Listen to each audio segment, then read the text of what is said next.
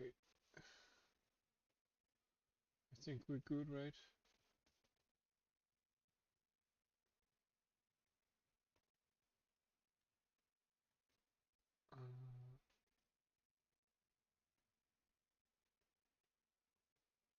Are we live? Yeah, we're live, right? Let me just check everything works.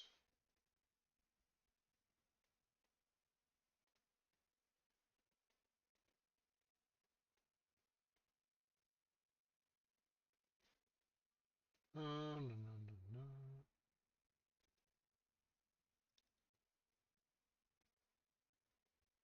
It seems like it's okay. All right, welcome to the stream. So, yeah, last episode we implemented the light controls here for the directional light. We didn't finish up the shadow mapping parameters, but we'll do that in the future. Um, so I guess we should implement something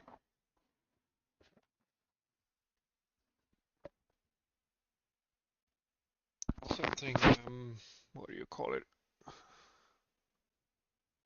for there we go. Implementing textures. Um, since then we will have most of the basic stuff for doing rendering. Right now we are only doing materials, which is fine, but we'd probably want more uh, specific textures.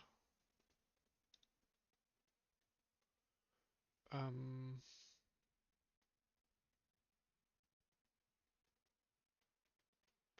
yeah.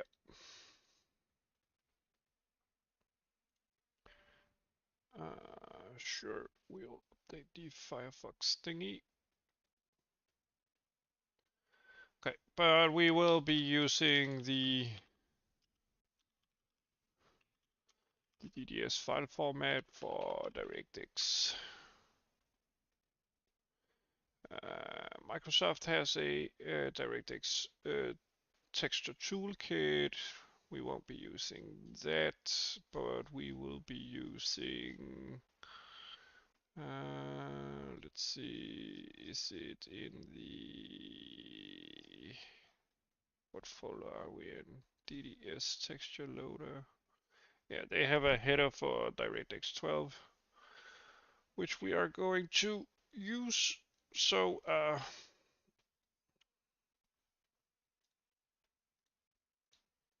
inside our vendor here, DDS loader,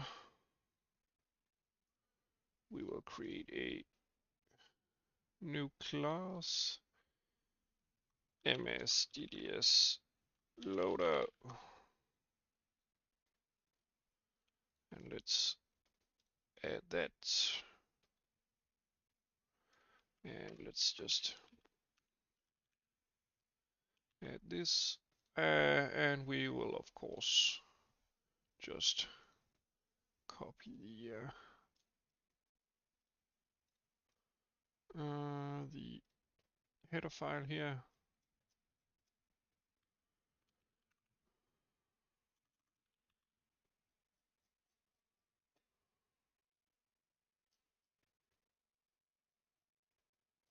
Ah,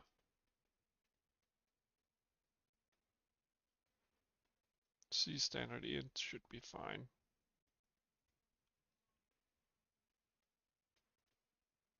Yeah, yeah, it's fine. H result should be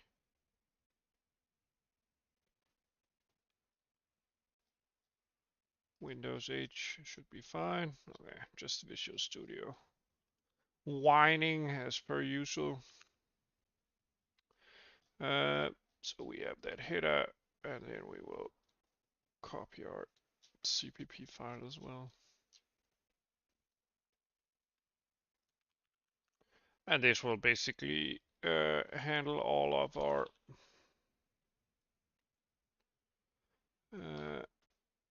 stuff.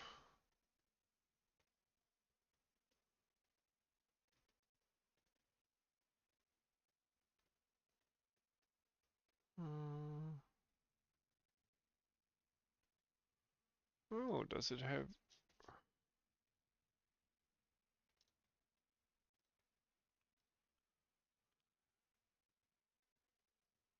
It does want a specific header.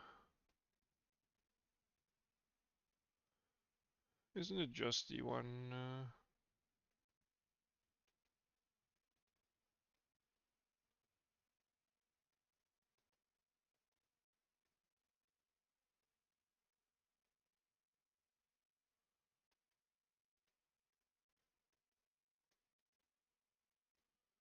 Let's see.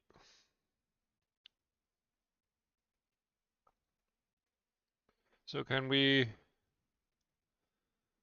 build it? Slash use it.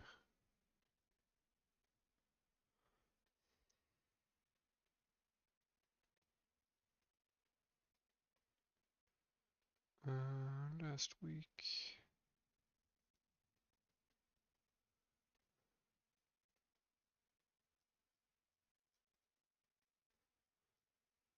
Maybe this is a standalone. Okay, this is better.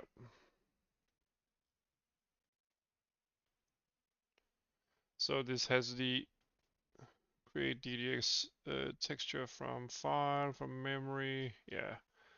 Okay, this is the one. This is the way that we want to do it. Okay.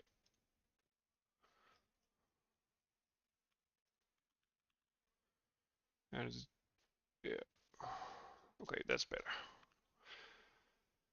No more whining from Visual Studio.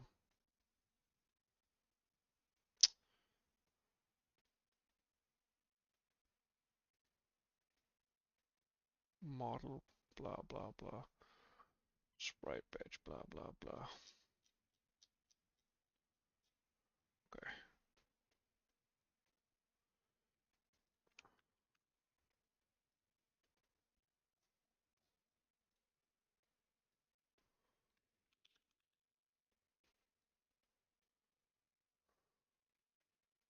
PCH.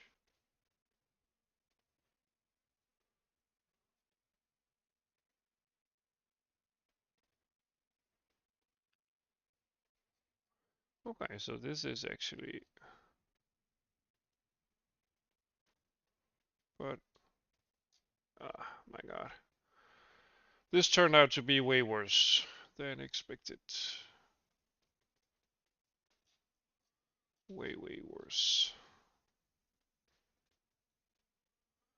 DirectX help us. Loader help us.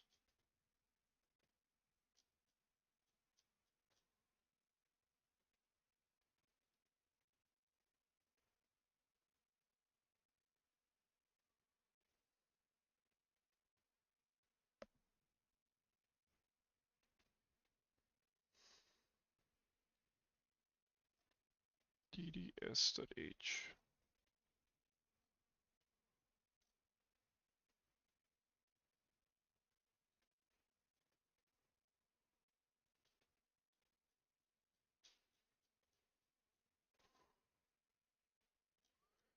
Oh my god, I'm just about to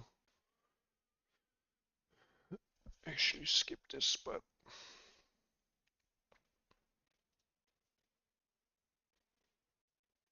yeah, we don't need the help us here. We don't need that.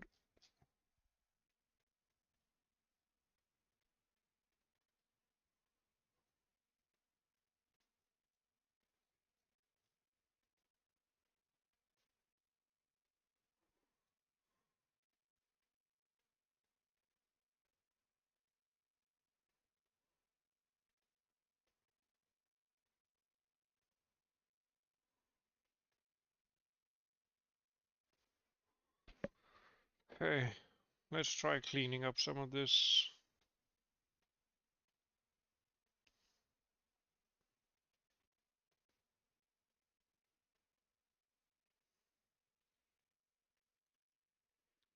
Mm,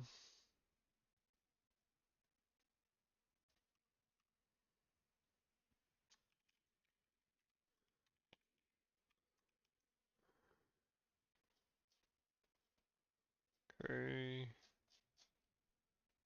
So we have this function, which is pretty nice. We have this function, get surface info. Okay. Is it in the get? No.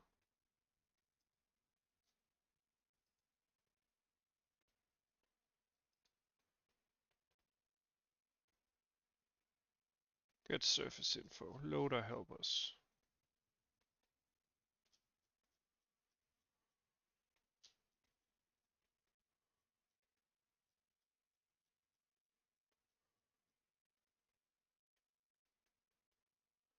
It's just a helper function.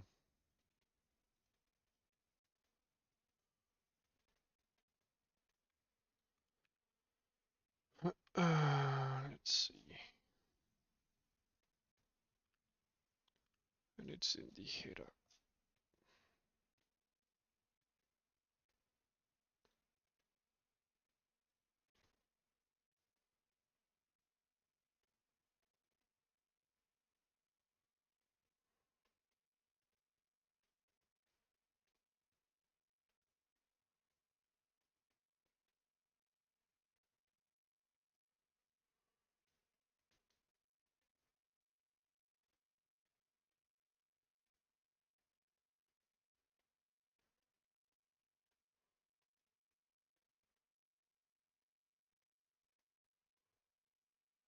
Yeah, they have some special functions.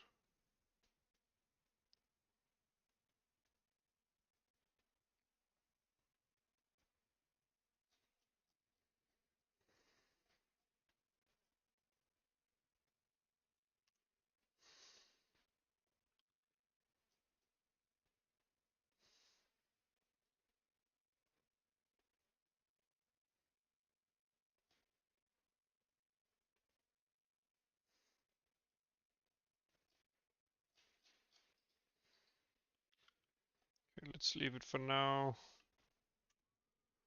And let's add that. We also want the bits per pixel.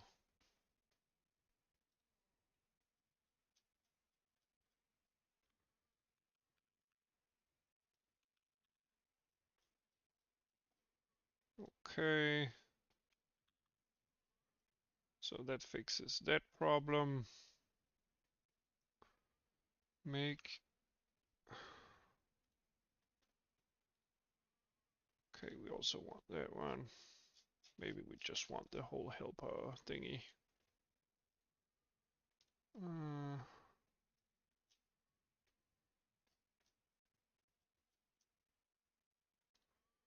No, let's just make this work then.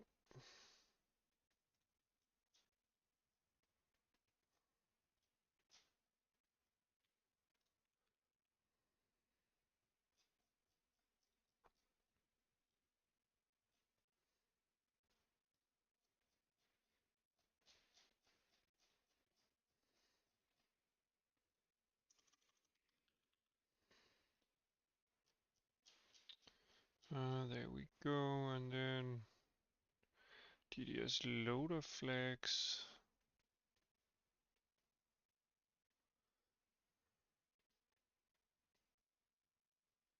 Oh my god, this is a lot of work.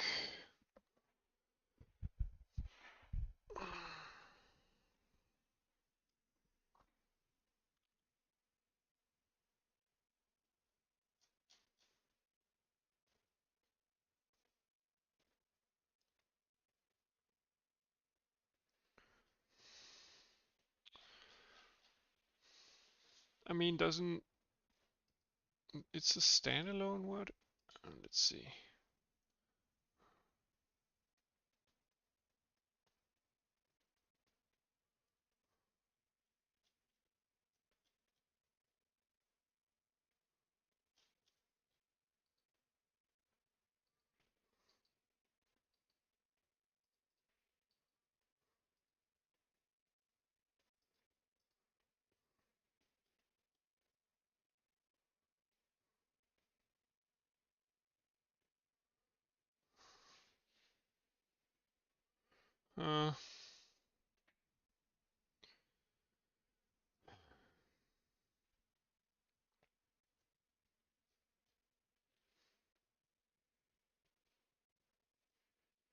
Uh, this is so cumbersome, really. I mean,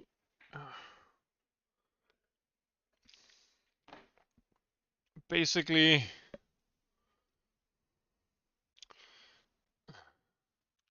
okay, let me revert back to the old one.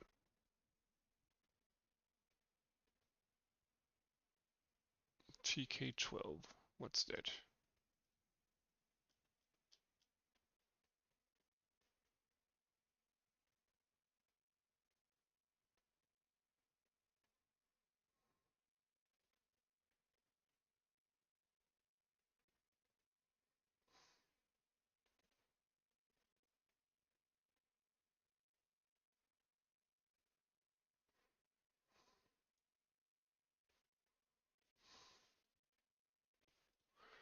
And let's look into this again.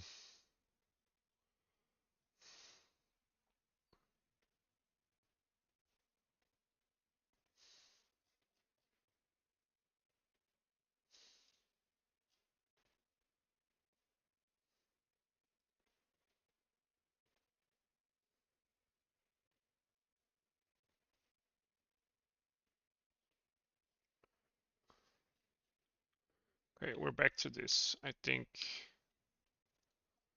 But instead of the other,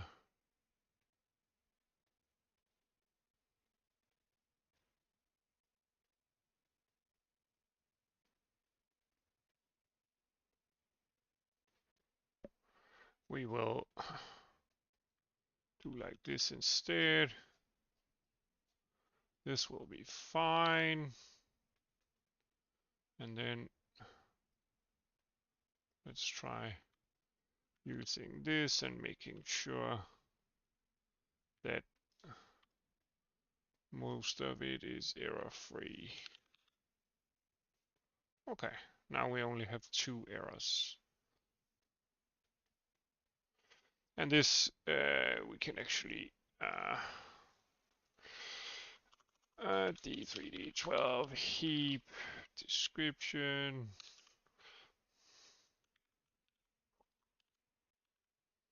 There we go.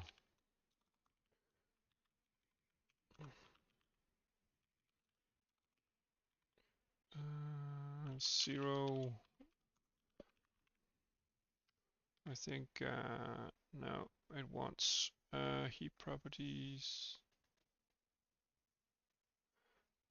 Oh.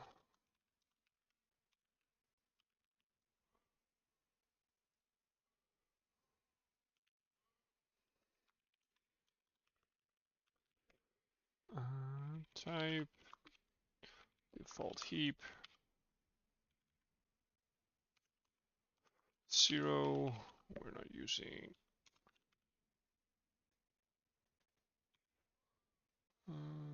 property, page property. What unknown, right? Isn't that the one that we're usually using?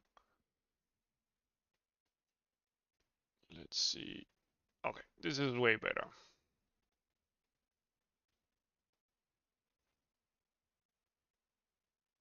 Oh, rendering. There we go. Resources. Unknown. Yeah, let's just do that.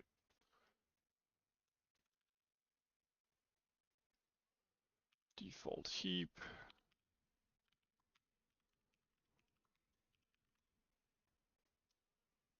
What? There we go.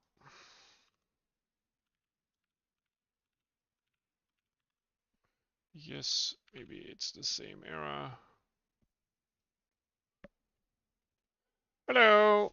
I'm making a what do you call it? I don't know what's it's called, but it's a 3D game planning on um, building something like a game revolving around someone stuck on a planet somewhere.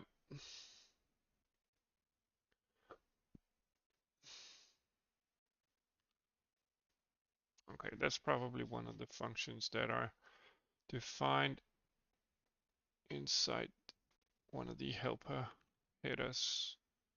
Let's see, yeah, we don't need that one. And what's the next error? We don't need that one.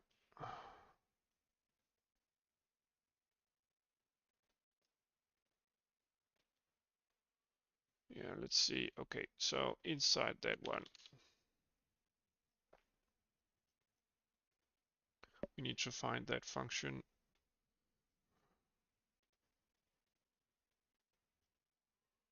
Where's the include auxiliary?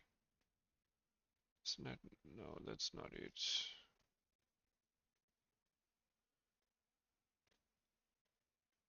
DDS.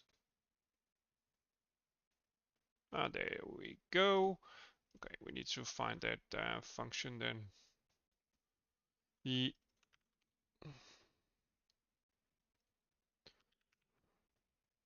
okay, it's an inline function. We can simply define that up here.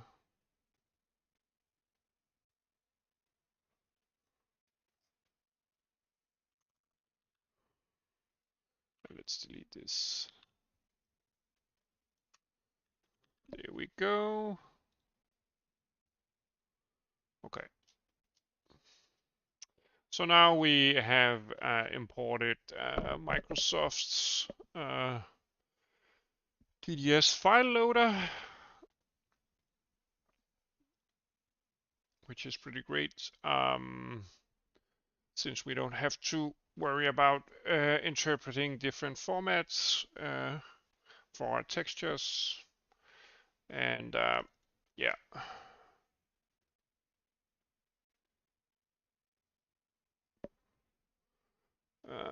So this small lightweight library here allows us to load a DDX texture from memory or from file, which is the one that we will be using. It will be outputting some texture data and some descriptions uh, how the data is arranged. Typically, this relates to MIP maps. Yeah, there are some extended versions here where you could do different stuff as well. Let's see, what's the real difference? We have a device file name, resource flags. All right. Load and resource flags are available in this function compared to the other one. Both, yeah, okay.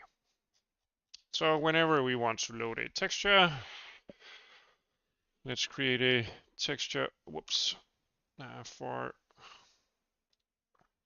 our stuff here.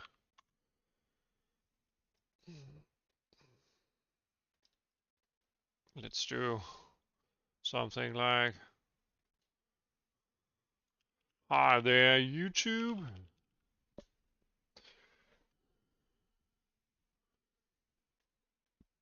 Let's resize this to something 512. There we go. How are you doing?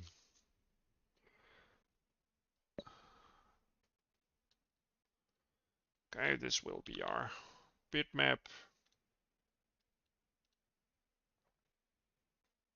Let's see. Let me just find the folder here.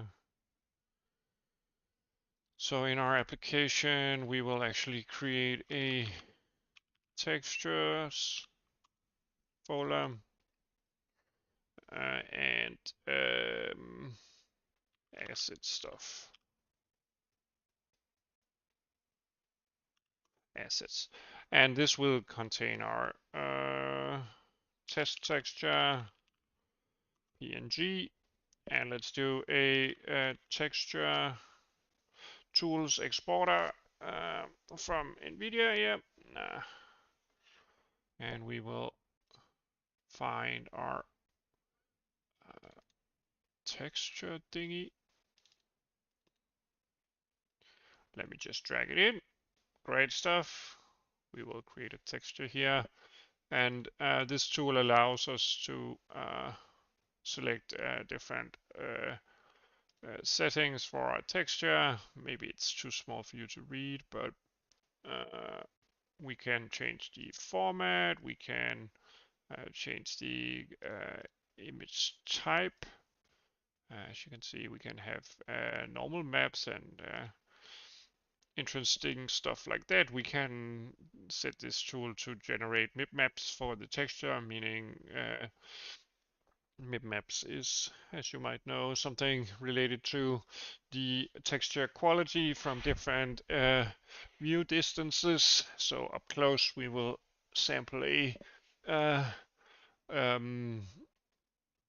of course the best quality texture, and far from whatever we're trying to render, we will maybe select a smaller mipmap in the texture. Let's see. It will do some filtering. We can select production. Okay, we can do different effects. I actually haven't edge detect. Wow, interesting.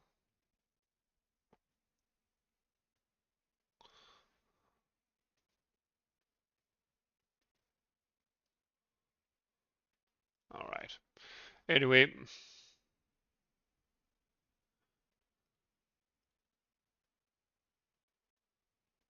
yeah. And you can select flip vertically. Sometimes it's needed in terms of how the DirectX HLSL API works. But you would have to test that for yourself sometimes, depending on how you set up your pipelines. It's needed. Usually you'll realize that by seeing your textures flipped upside down. Okay. Oh. So inside textures, I'll add the test texture and I'll save it as a DDS since that's what we just borrowed from our friends at Microsoft. Or maybe they're not your friends. They're probably not my friends, but someone's friends at Microsoft then. Okay, and I should probably update the bat file to copy our textures whenever we build our project.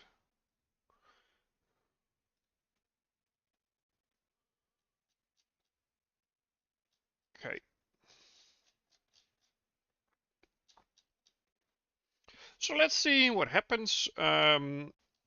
I haven't mentioned that right now we have an uploader for textures, for different stuff that we want to upload to a specific destination, and this function, or rather this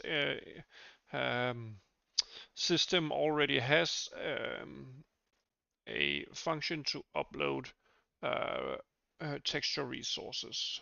I've implemented that in the other game engine that I did streams about here on the channel. So it's the exact same. The normal queue here is for something like constant buffers or other information that, or various buffers for that matter, that aren't related to textures. Textures need a different kind of handling in DirectX because they can contain bitmaps and actually also be 3D. For example, you could have a cube map or whatever.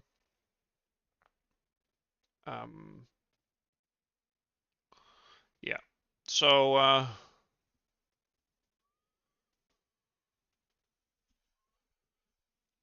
we calculate some footprints for the different yeah. We do some different stuff with the texture, try to interpret the information that is output by the, in this case, the Microsoft DDS file loader. As you can see here, it outputs a specific pointer to a texture, or rather resource. It creates the resource on a committed heap, which is fine for now. We're not interested in doing manual memory management right now on the GPU. We could do it eventually, but definitely not for now. So we will output a pointer. We will output some information about the alpha mode. It doesn't really matter. We could just skip that, but most importantly, it will output a series of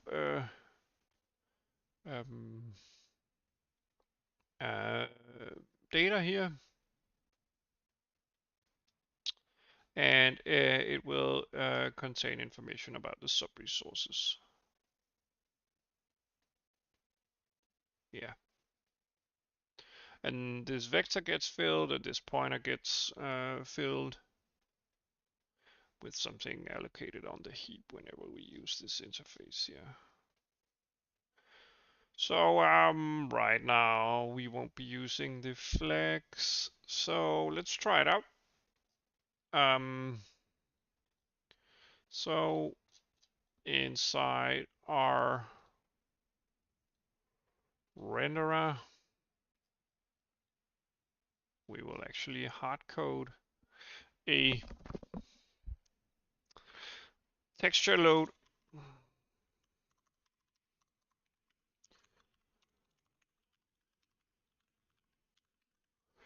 We will create some testing here for textures. Let's include the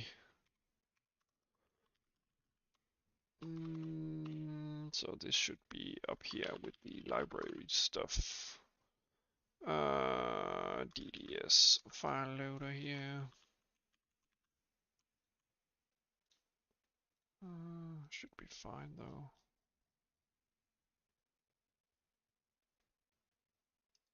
Yeah, okay. No. Let's see if everything compiles. Everything actually compiles, so there's no problem in using the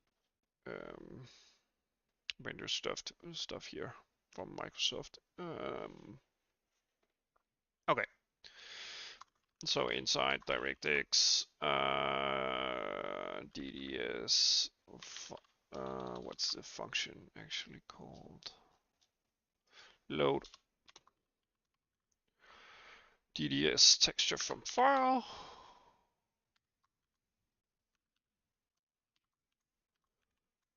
And let's see. Let's load the textures. Test. What did we call it?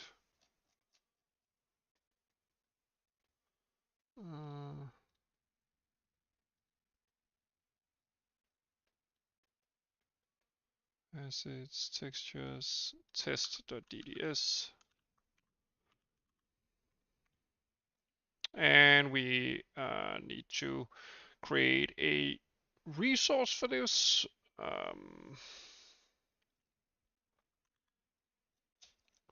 So let's do that.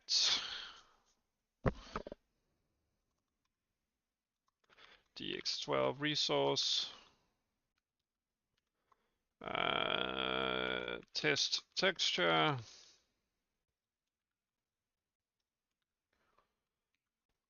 And it will, as far as I remember, actually get initialized. Is it? Okay, it's the get address of here. And this should be a literal, right? Yeah, there we go. And we need a unique pointer. Yeah.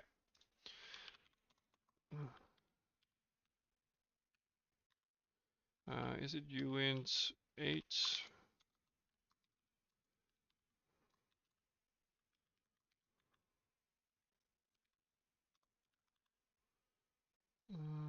Data. No, just data, right? And we will pass in a vector of E3D12 sub resource data sub data subres data. And let's see, max size.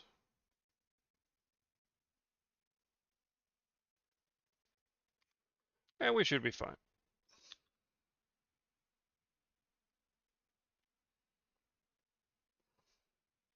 Right now, we won't be doing anything with the actual information. Right now, it'll just be loaded. I don't know if it actually outputs anything. No, it doesn't. Anyway, we can immediately ask our upload service here to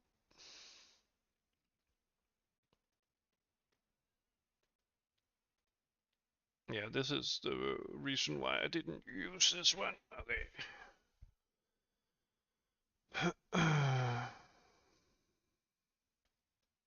Yeah, this actually, as far as I remember, creates a intermediary. Yeah, so we will have to kind of like, what do you call it, change this a bit. No, no, the destination is actually still this one. Okay, never mind, test texture. No offset, and then let's see, destination, sub resources.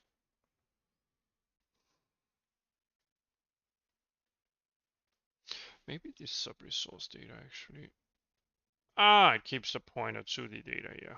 So yeah, inside this one, it will actually point to different slices of this. Yeah, so if this goes out of scope while this is in scope, we're in for a world of hurt. Okay, let's see. Let's see if everything crashes. Nothing crashes. Do we have any errors? It doesn't seem like it. No errors. Okay. Render doc. Install the updates. Yes.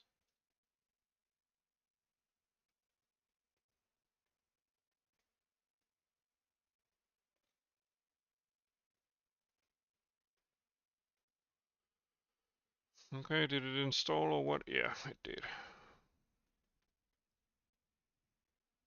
Okay, we saved our frame. Let's see, resource inspector.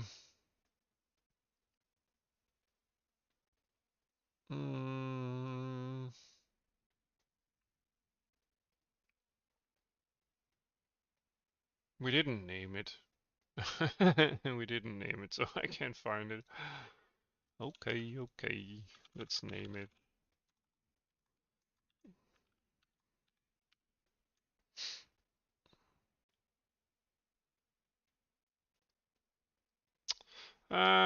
Test texture.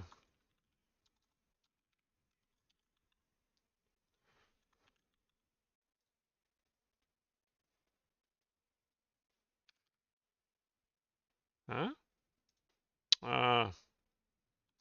Okay, we can only do it after it gets initialized.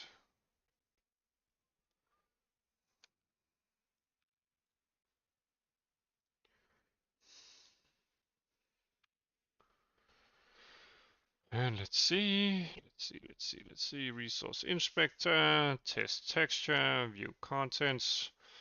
Hi there, YouTube. How are you doing? Great stuff. Great stuff.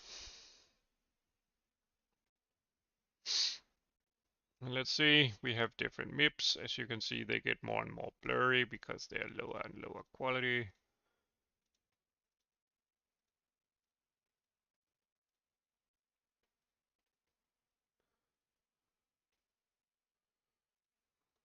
But yeah, we have a texture. We have a texture.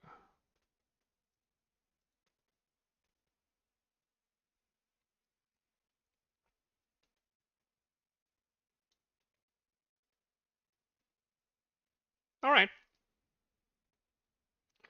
That's pretty good.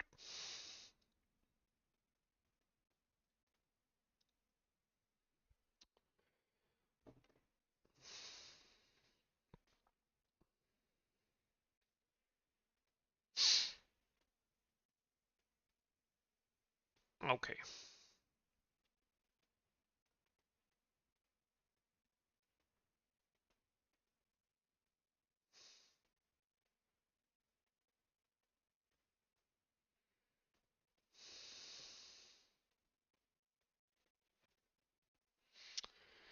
So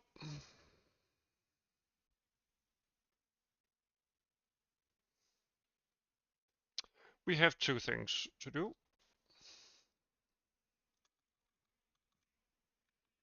We have loaded a texture, uploaded it to the GPU.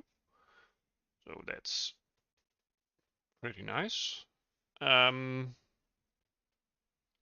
We need a front end interface for the renderer to load textures. I mean, going through all of this stuff here manually is not how we would like to do things. Also, in order to use a texture on the GPU, we will have to create a resource view for it, and kind of like, yeah, what do you call it?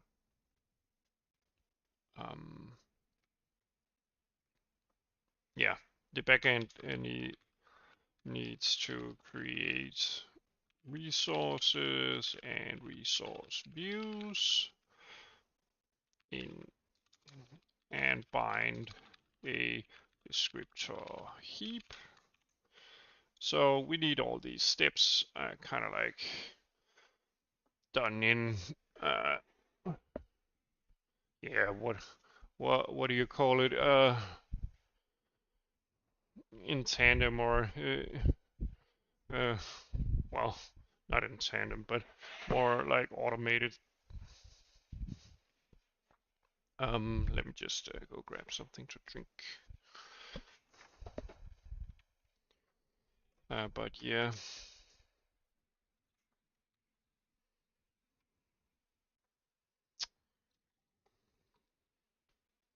we want some kind of automated system to load our textures, and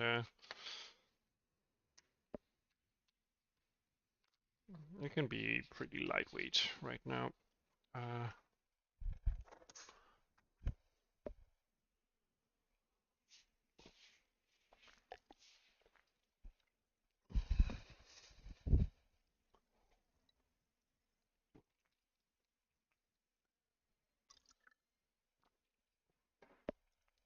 Okay, let me just get some music here.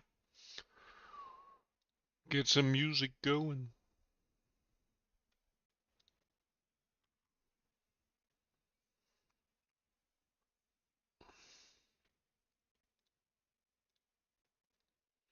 Okay.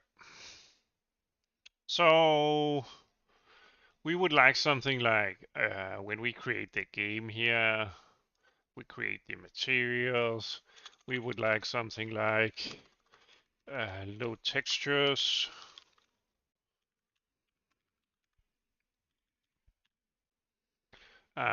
So it makes sense that um, we can create materials, we can create textures by just, I mean, this could be more automated or abstracted a bit away. I mean, yeah, you could do something like color, and then it would just create the diffuse, and maybe with some basic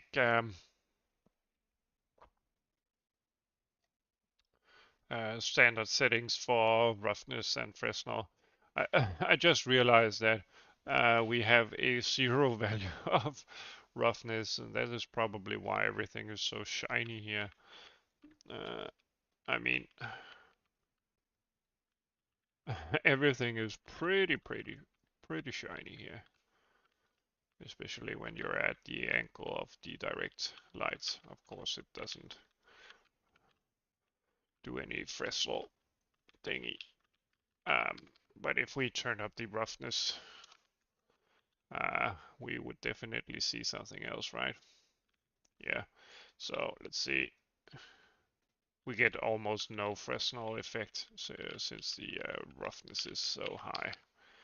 Uh, and halfway there.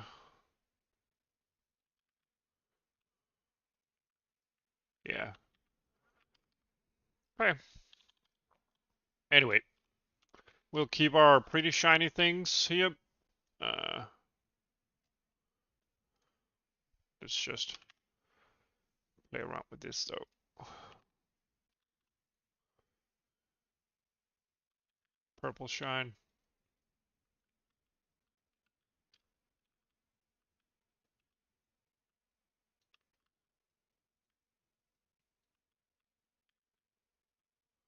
Yeah, that's pretty fun. Okay. But I got distracted. So we would want something like, let's see, public, load mesh, create material, maybe create is fine to have first, and static, void. Uh,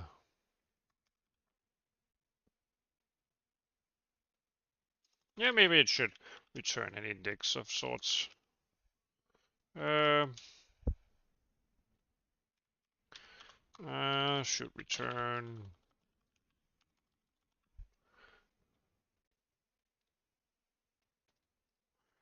Should return mesh index. I think it does, but it definitely should.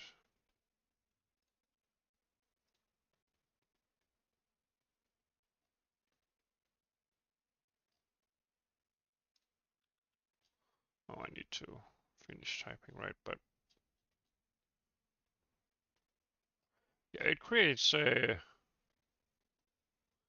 unique identifier of sorts from the mesh index. Okay. Anyway, let's do a load texture.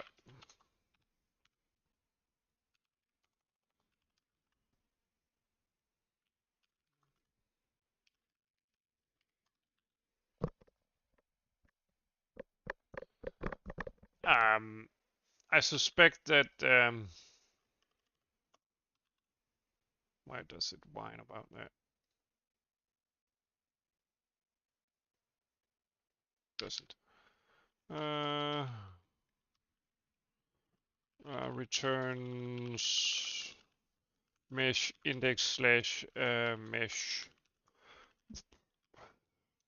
Let's quote that because it's not a real universally unique identifier. Returns a texture index. Okay. Alright. It doesn't like that. Create mesh, load mesh. Yeah, there we go. And I actually think I'll be including the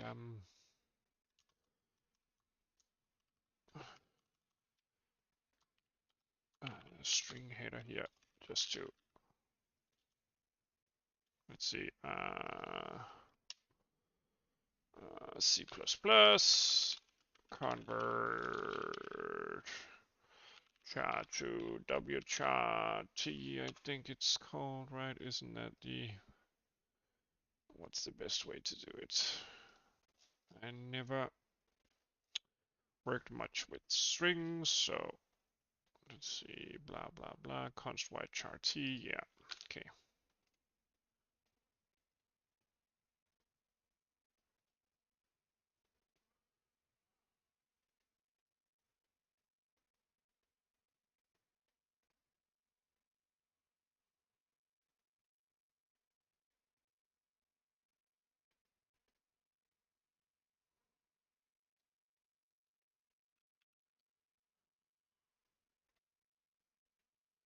Okay, is that simply the function?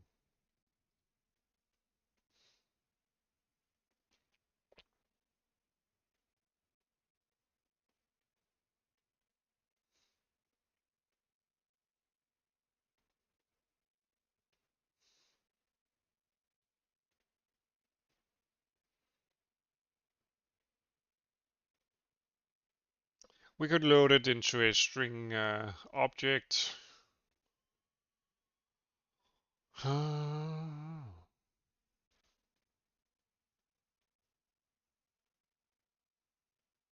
No, okay, it's just destination.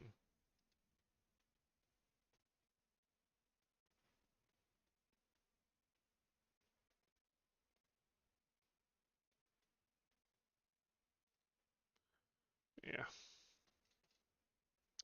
Okay, let's do that.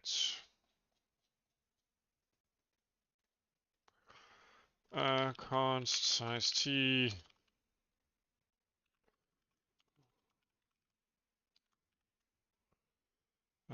File path +1. And then, whoops.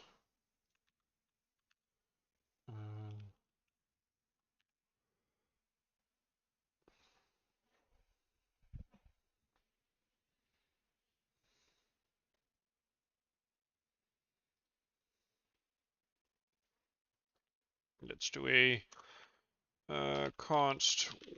No, not const.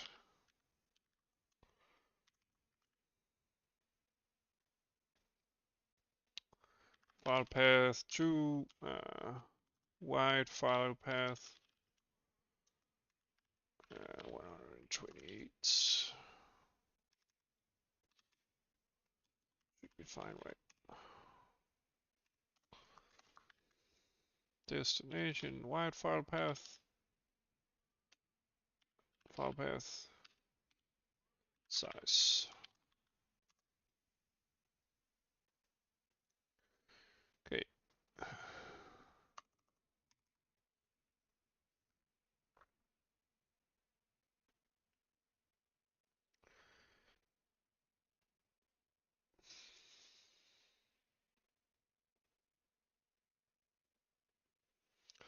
Let's create some kind of like resource type. Let's do a struct here. And I know they are heap allocated, but I mean,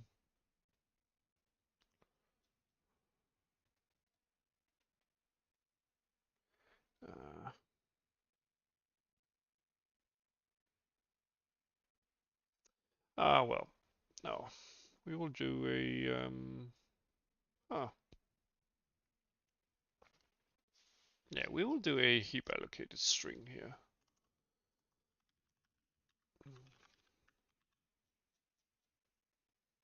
Mm,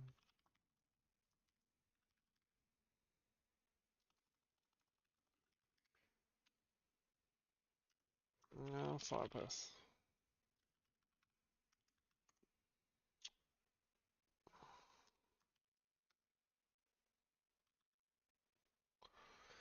Okay.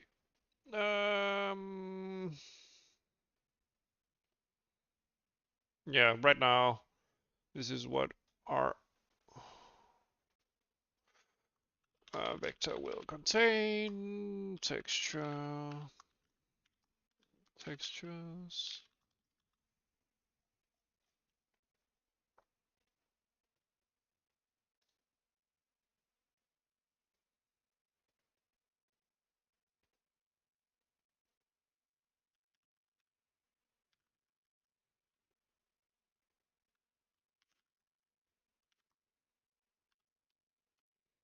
We're back into the whole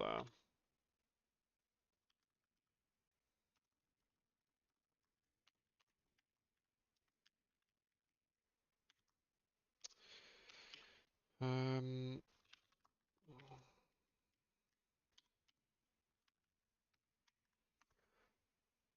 okay.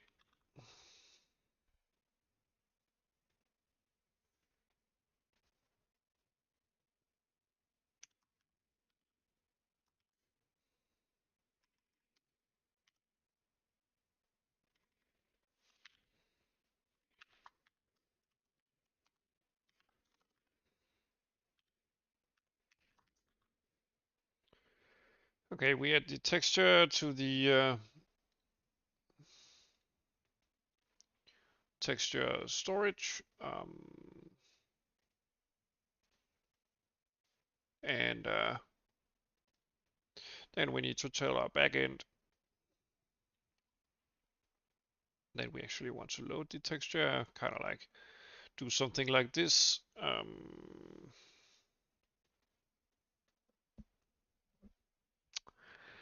Um, yeah, so the renderer here, create material. Um,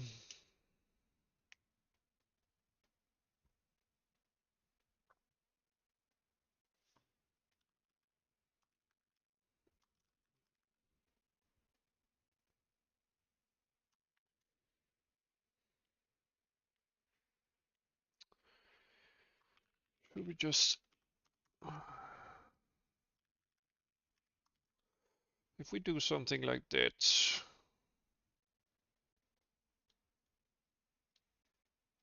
we can pass along our texture information.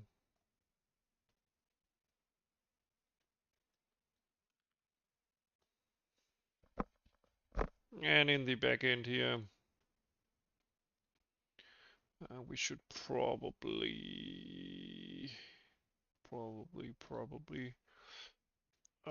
do some kind of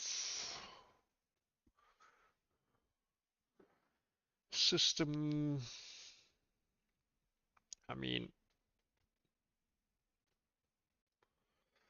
maybe we want something like a Directx12 texture array where we have a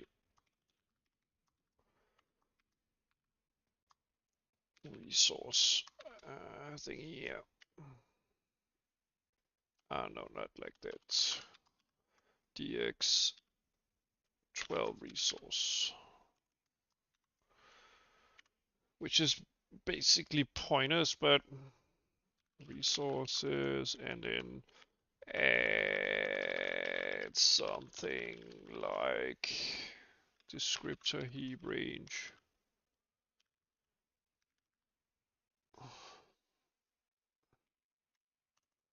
Maybe we would want something like a struct Dx12 material array as well.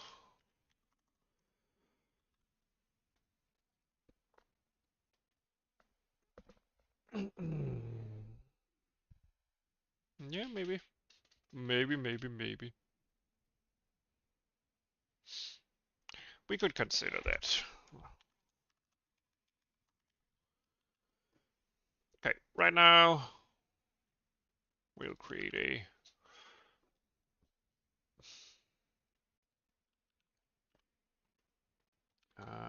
texture array.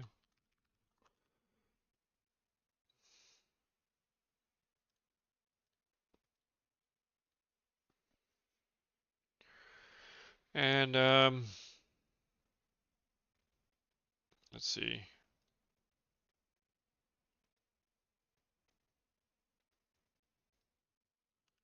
We will create our data, sub-resource data, and then we will try to load it. Let's see. Let's call our texture array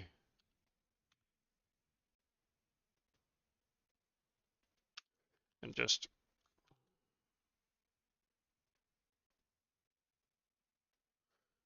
we're not allowed to create empty resources or what? Yeah, we do have a. Okay, we will create a empty resource here.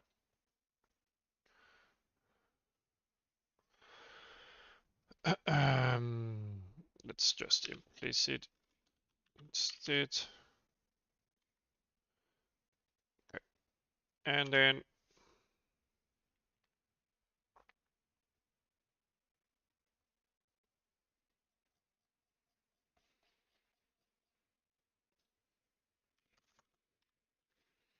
let's do include the string here as well. Okay. Okay, we create the texture. And let's do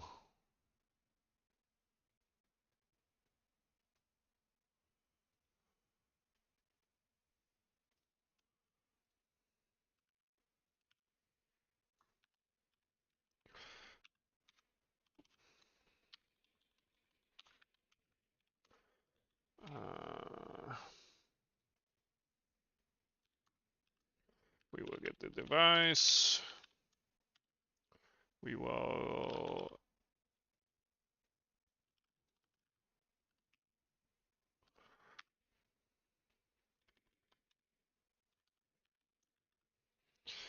get the string. We will get the texture array resources back dot get address of, and we will pass in our data and our sub resource data. And let's do gxe print error loading texture. And let's do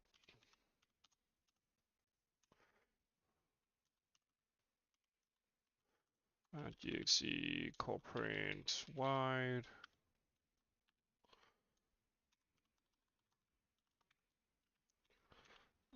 Let's do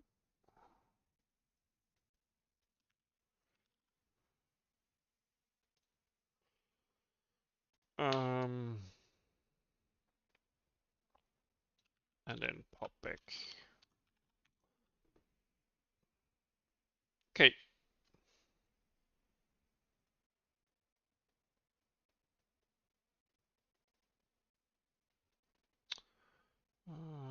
see. Maybe return bool here. Bool. Return false. Return true.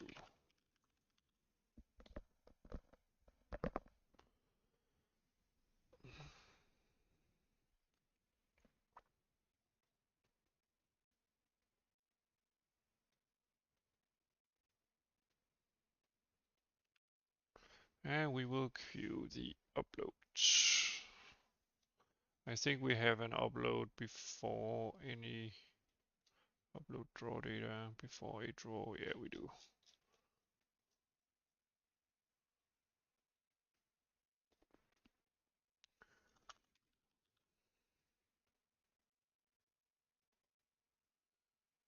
Let's see, resources back.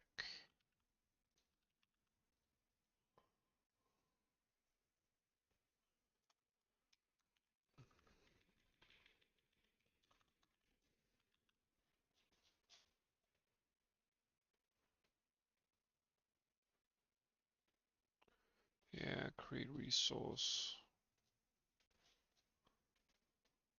I mean, this is basically just create mesh. Let's try deleting this. This is basically, there's almost no reason to check for resource type. Should be cleaned up since we don't create generalized resources yet. Anyway, hey, let's see if everything compiles. Nope, it doesn't. We have one error.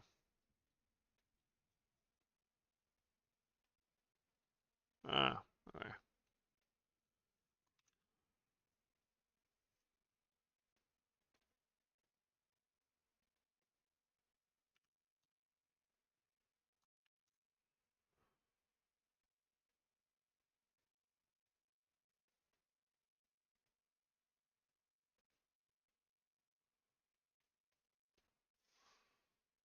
Let's see, -1. Is that not the one?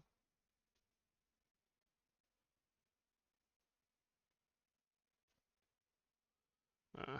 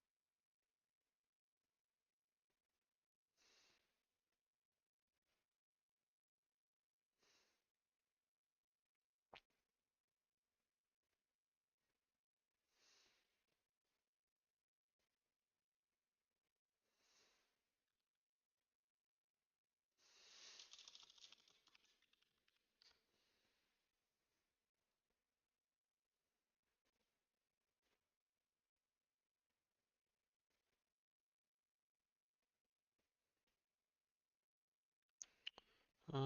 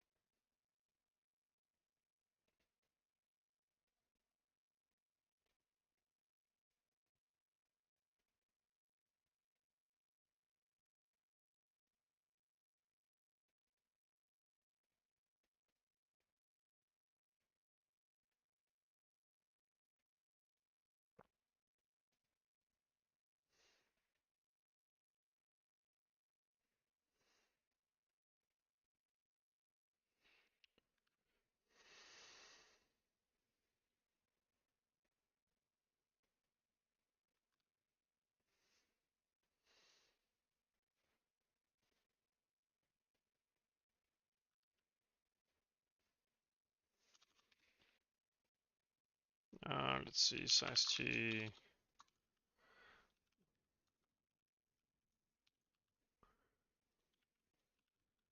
There we go. We could also just pass it that, but it doesn't matter.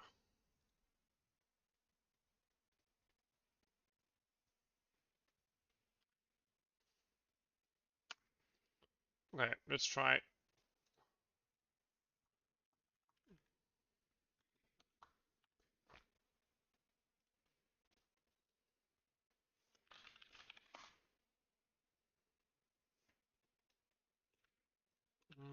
Loaded texture.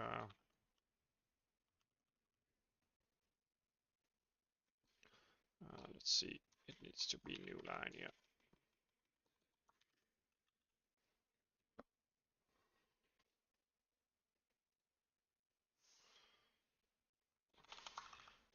Load texture, textures, test.dds.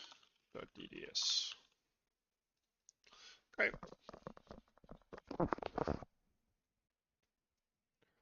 Let's see what happened.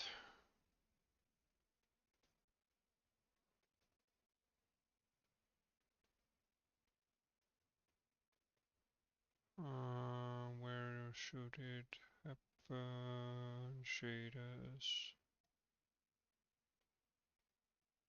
Oh, wait a minute. We don't call the backend, of course, so I can't really do anything.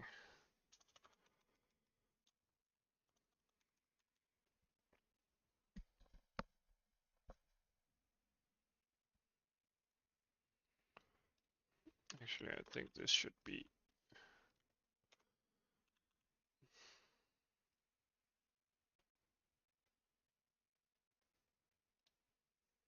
Nah, it should just return a 0.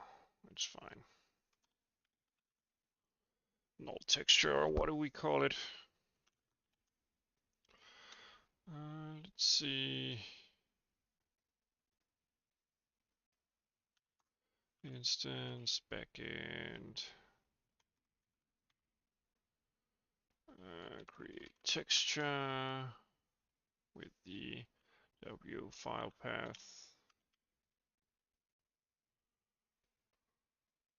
Oh, wait a minute.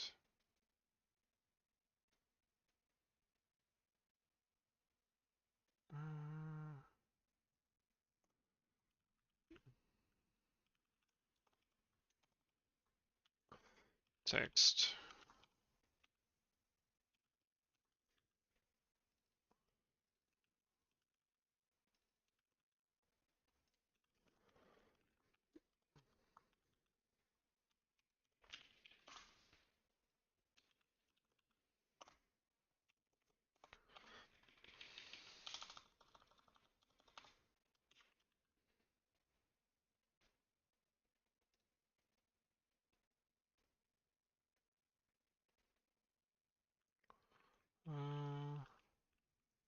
Huh? Load texture. But why does this change? I mean,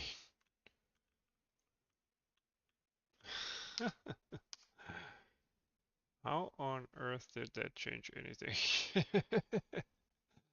I mean,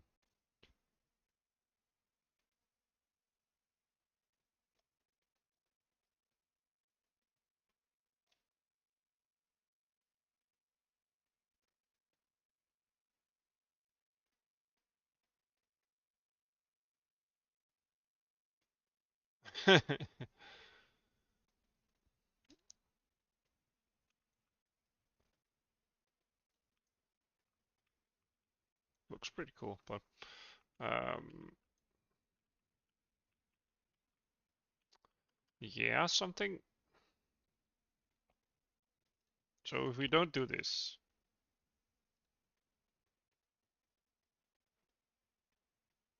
yeah. So what if I force the upload service to upload? Maybe I override it. No, no, That's not it. That's not it. Maybe I need to upload before I do this. Yeah. So the create material stuff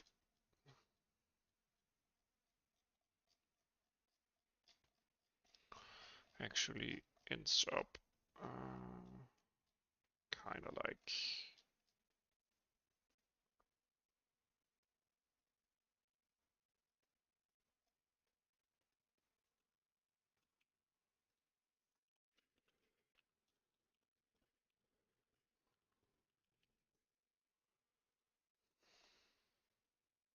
buffer allocations. Okay, so whenever we call not create resource but create material here, we simply queue the uploads.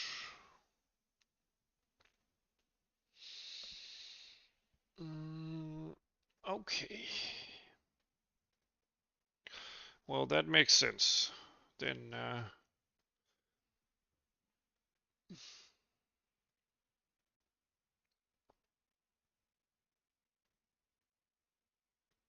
yeah.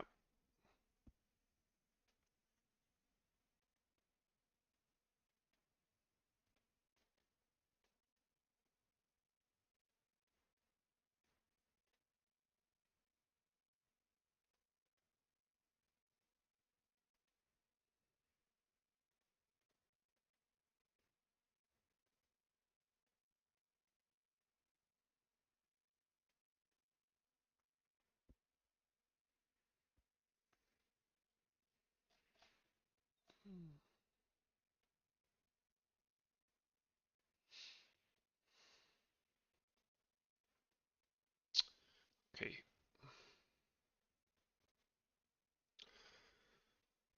So, what way to handle this? I mean,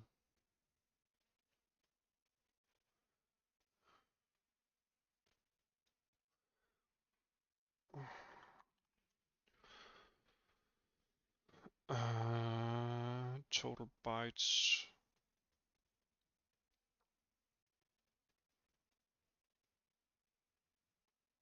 Yeah, we end up overriding something.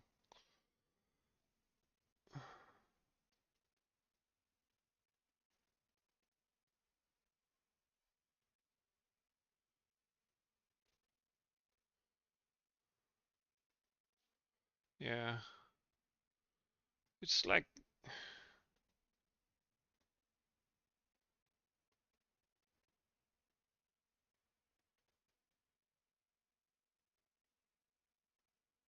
let's see.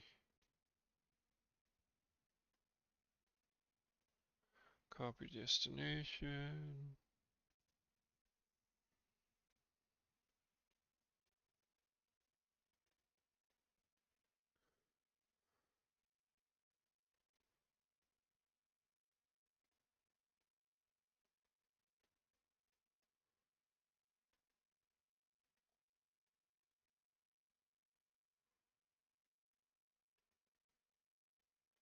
Yeah, the destination is not the problem.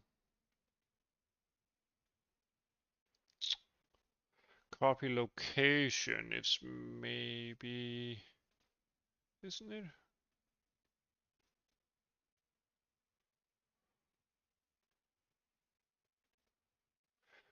Hmm.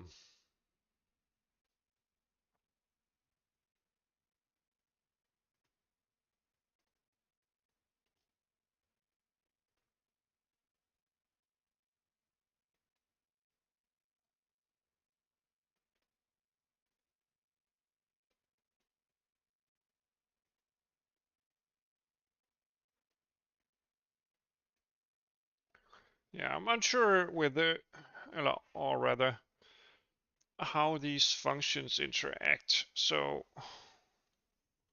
maybe I should just try to step into it and see what happens whenever we call this.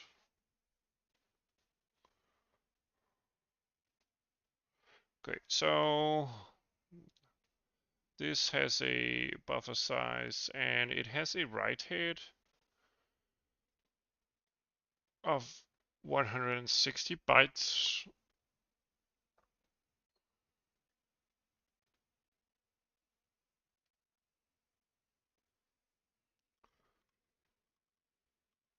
And this creates the copyable footprints. It doesn't think that we are.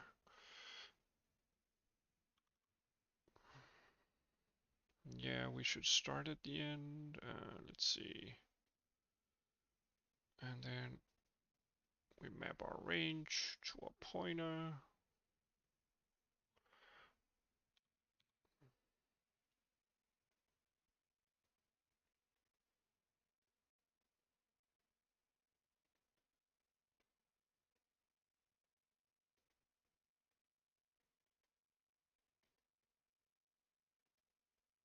The map pointer plus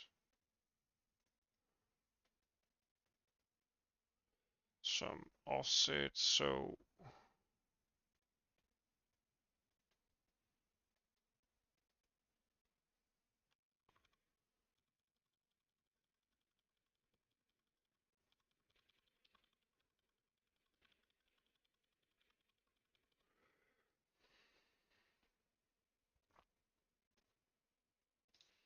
let's see, texture copy location. Does this, I mean, let's just try looking at what ends up in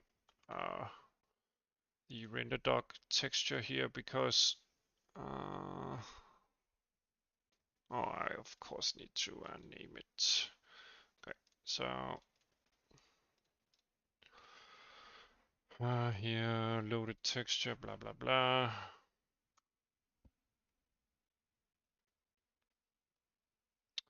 Texture array resources back set name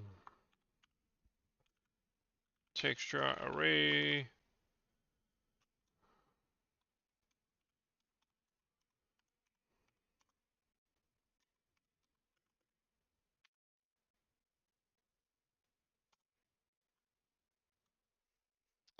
Let's see if I can do something like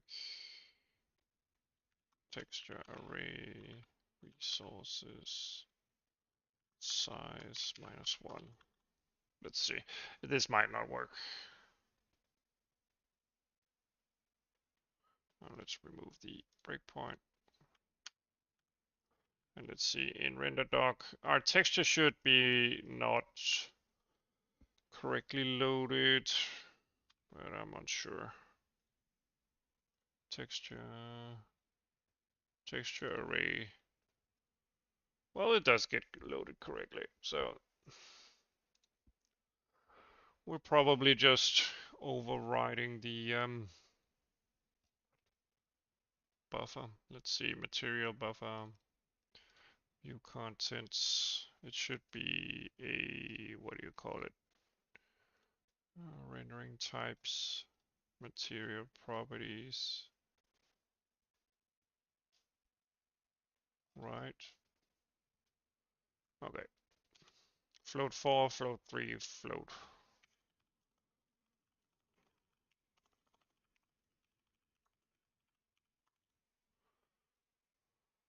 Yeah, it's filled with garbage values. So let's try to figure out what happens. So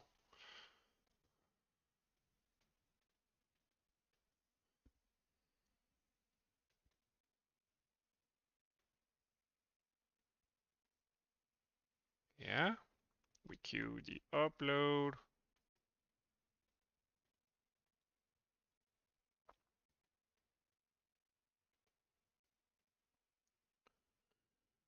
The write head is set. Let's see the unmap here. Directx12.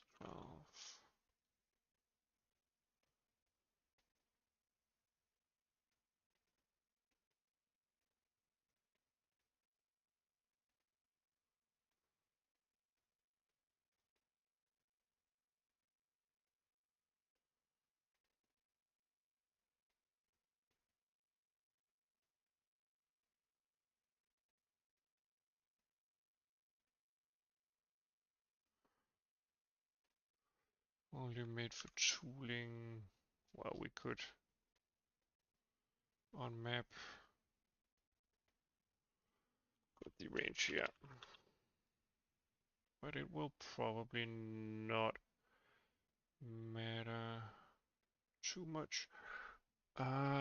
Since the texture is not incorrect, um,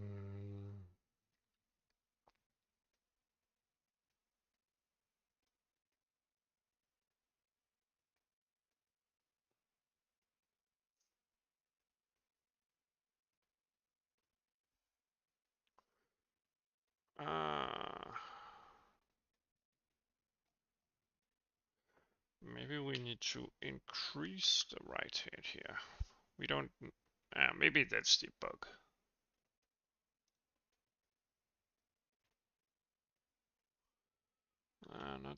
That's not the bug.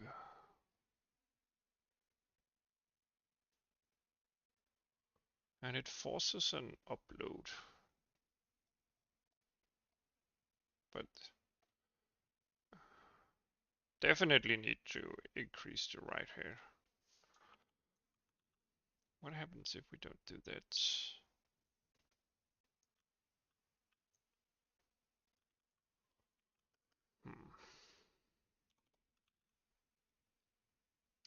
Somehow we are overriding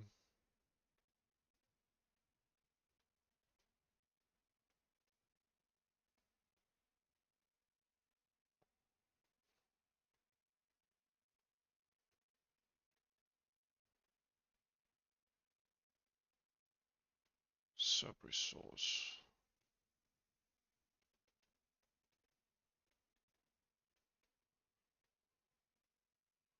Huh?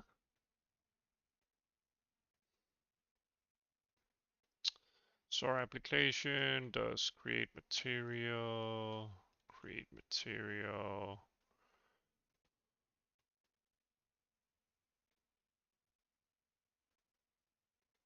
We queue the upload.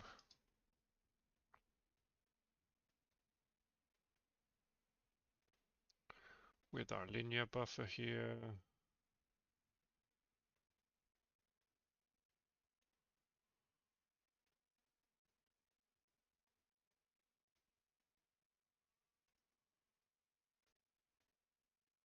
Yeah, we split off the UID and we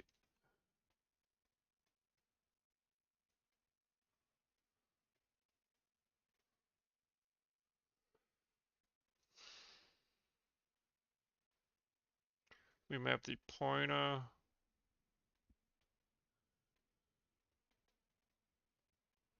Oh yeah, I think immediately I saw what we of course need to do. Not in here, but in here. Our actual pointer should of course take into consideration. Well, I mean, isn't that basically the same? I mean, actual pointer plus right head.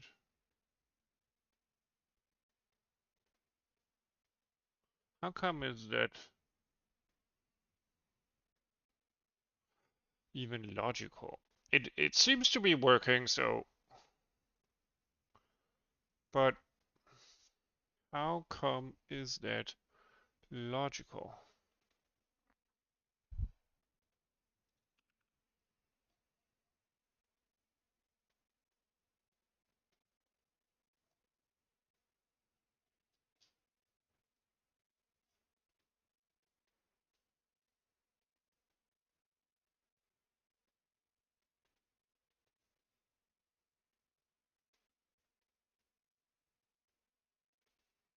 Hmm.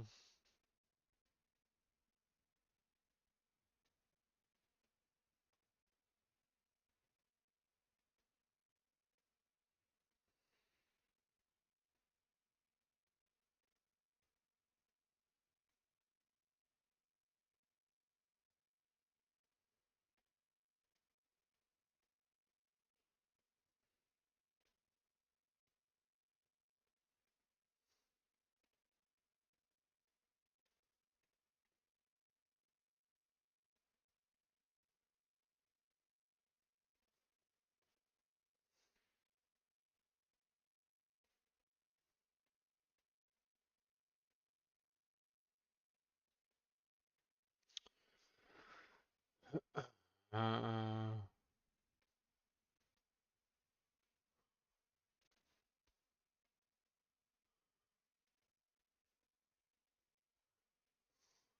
let's see.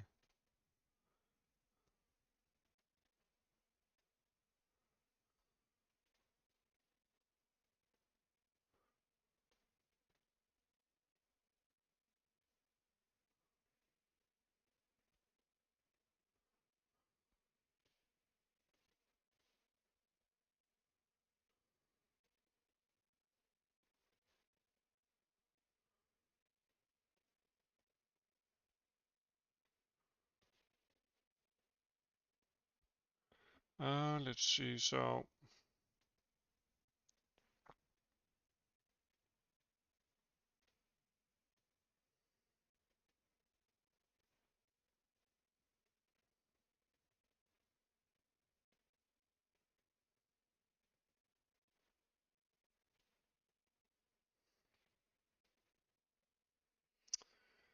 um, okay. So maybe the problem is. Okay, let's just see. If I disable this,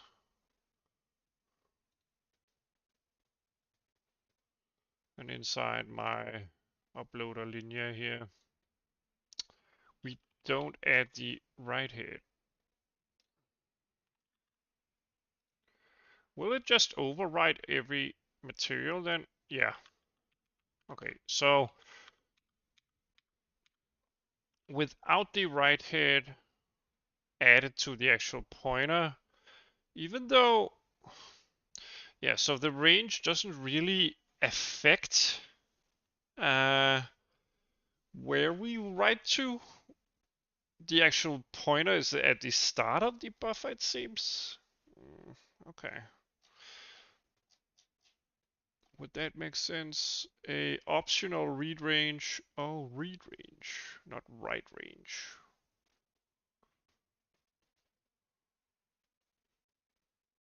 The region the CPU might read.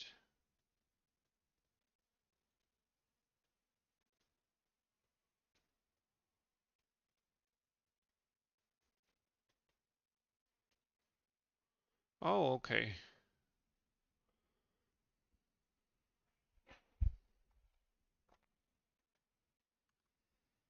Okay, so that should actually. Thank you, buddy. Thank you very much. I really appreciate it. Let's see. So if I add the right head here,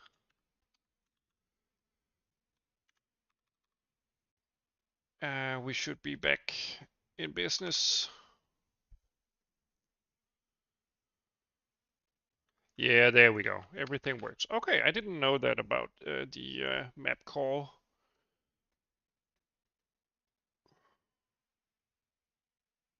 Really great to know. Okay, so that fixed that problem, and I learned something new, which is great. And now our texture though gets offset, huh?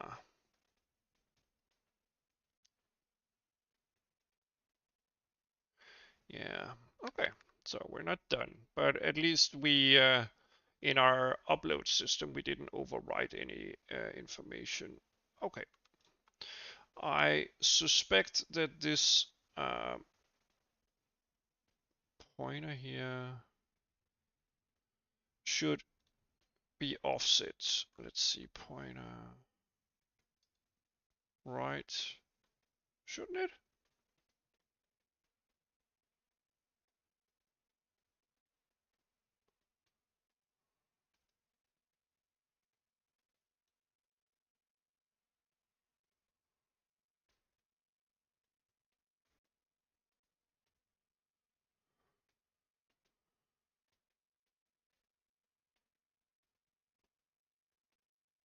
I mean,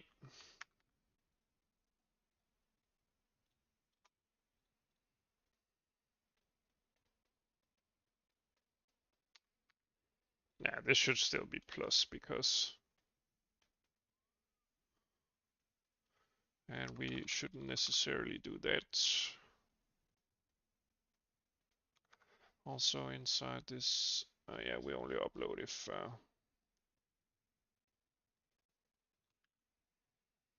yeah, let's do the same thing here. If the buffer is half full,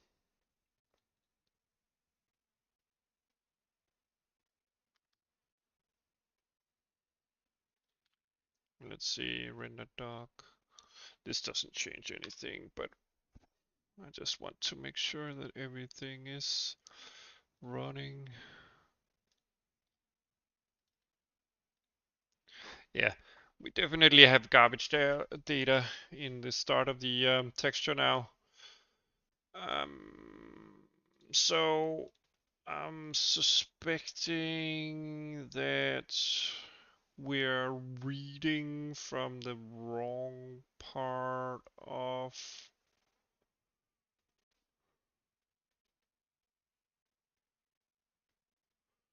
what can what do?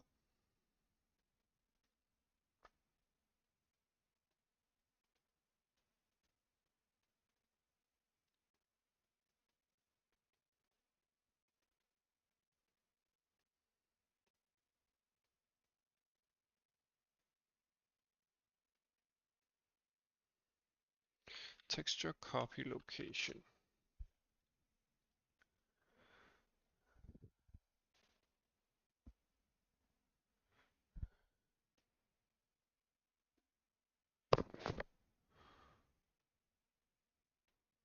Um, I'm not sure what you mean by the application. I mean, I've been creating a 3D game engine with graphics rendering and model loading and stuff like that. So, yeah, I'm not sure what you mean. It got shadows, it got stuff like that. So, I'm building a game right now. We're just trying to set up texture loading.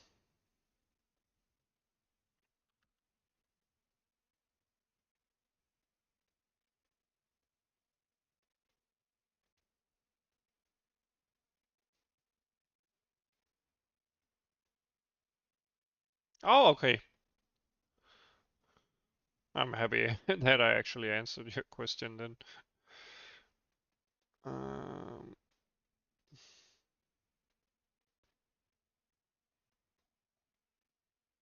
Copy location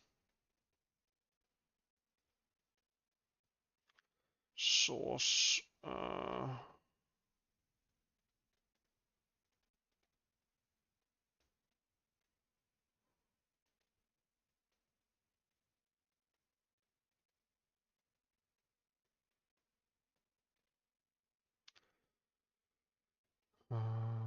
Placed footprint.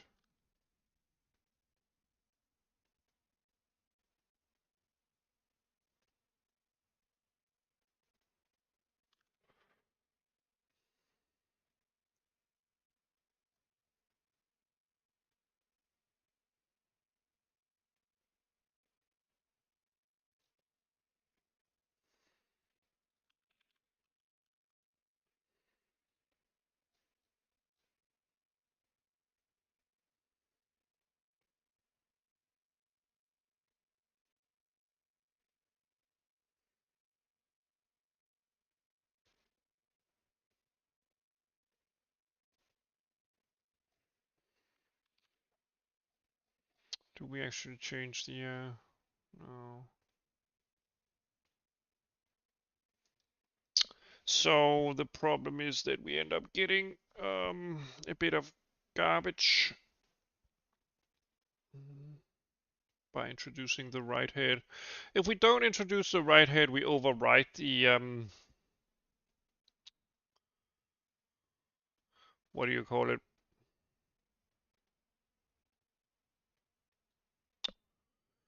we'll overwrite the material buffer information, which is not great. We should be able to use this linear uploader to simply queue things, and whenever the buffer is half full, we will simply force an upload. Otherwise, we will keep on stacking uploads until, yeah, as I've mentioned, the buffer is half full. If it's not, then at the beginning of each frame, we will force an upload so that information gets transferred to the GPU before the rendering of that frame. Yeah, so we found out that the range itself is just a helper for the tools in terms of trying to allow yourself to estimate where the CPU might read. It probably doesn't read anything, but anyway. Um, ah,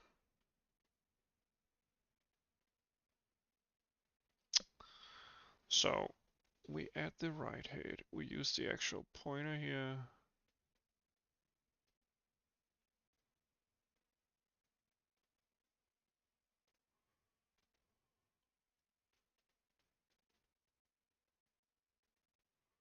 Do we end up?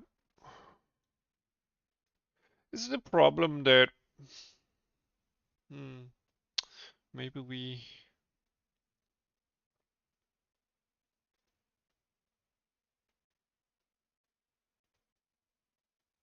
I mean,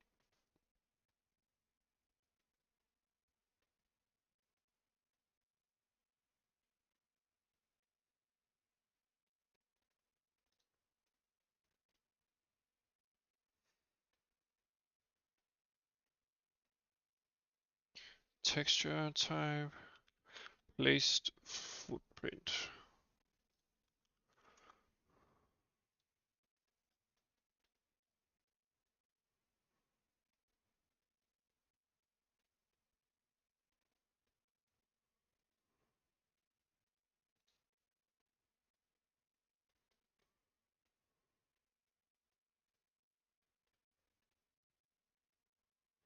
Uh,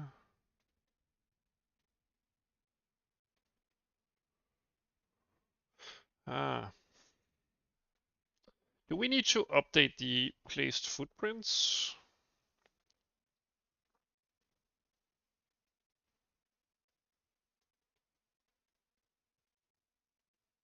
Yeah, we might have to.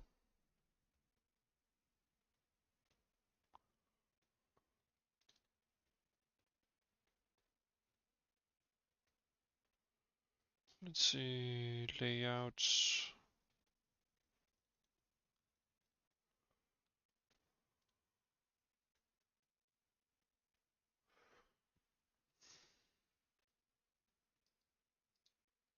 Yeah, so if we use, okay, so this is the basically,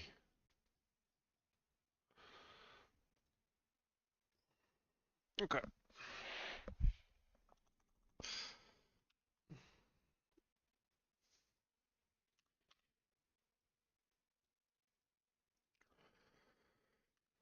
Let's see, footprint equals this, but, and we will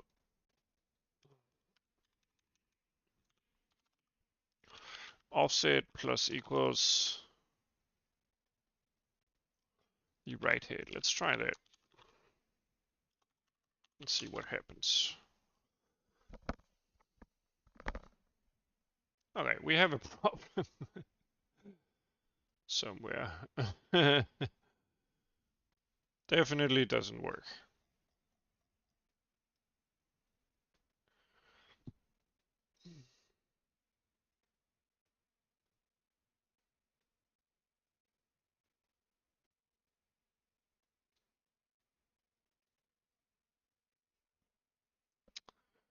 Okay.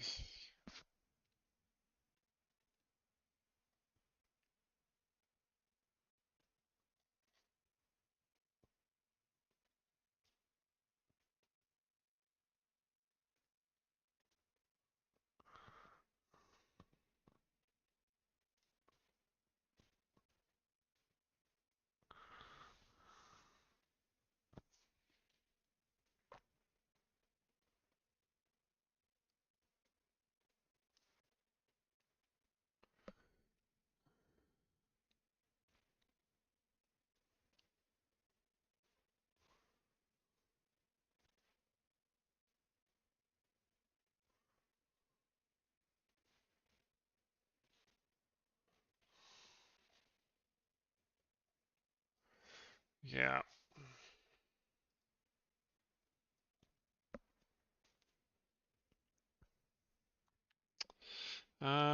Plus 512 modulo over 512 times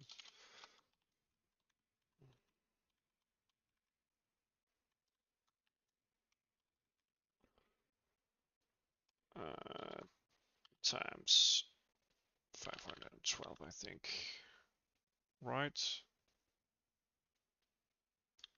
Okay, we are back in business, at least in terms of that. Now our texture should look even more weird, but that's fine. Yeah.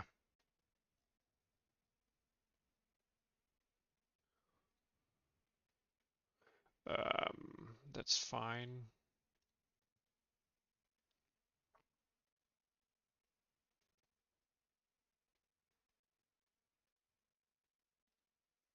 And what happens if I do this? It will probably mess up, right? Yeah.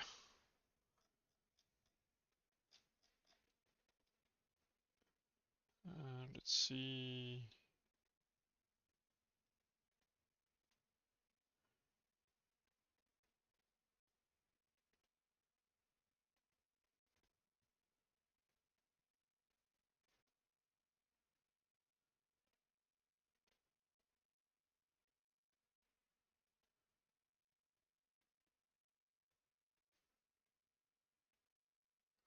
Okay.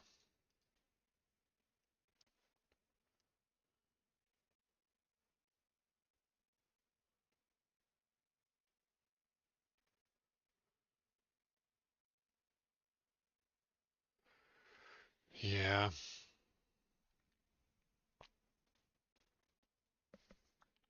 Okay, I need a bathroom break. I'll be back in a bit. Uh, let's see. I don't know.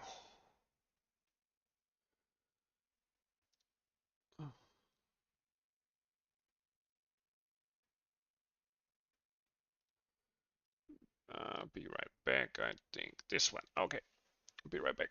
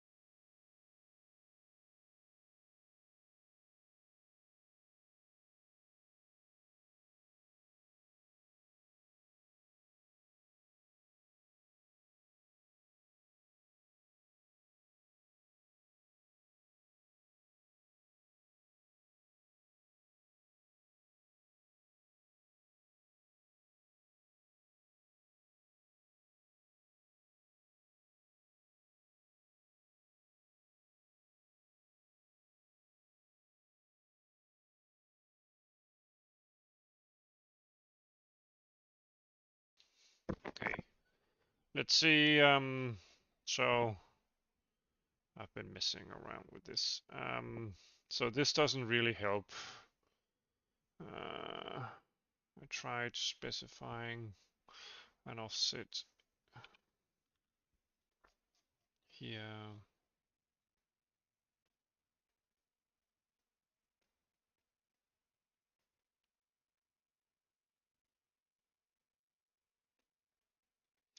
Oh, wait a minute. Maybe if I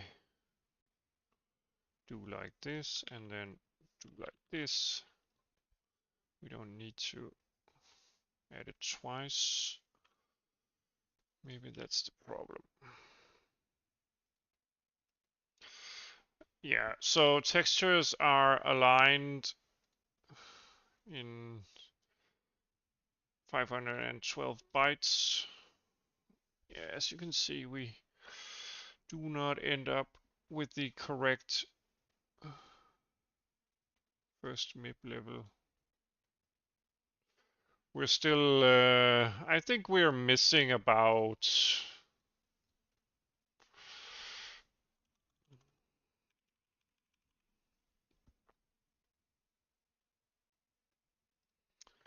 something. Can I call this function here test?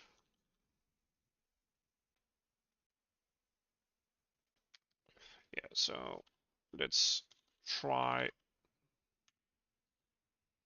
typing out footprint data layouts 0 footprint width. I think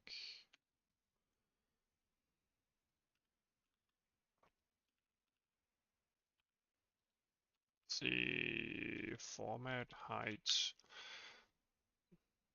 Let's simply do width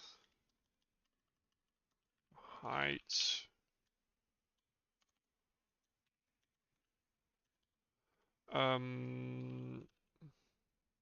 pitch. I think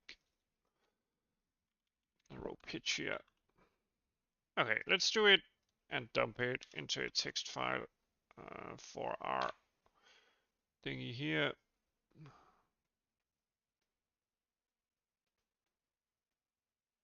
Let's add a new line, pitch on the last one. Okay, and let's set this to 0 and see.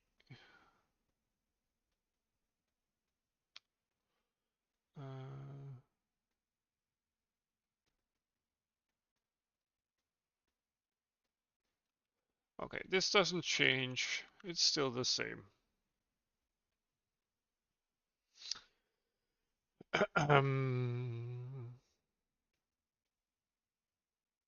Let's see, are there other parameters that we would be interested in? Depth, I guess. Let's try that.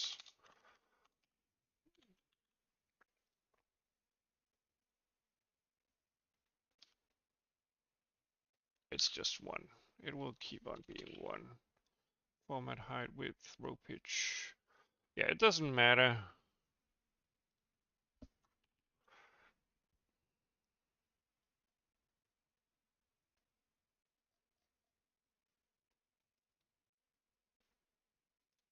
And let's do DXE core print right head true,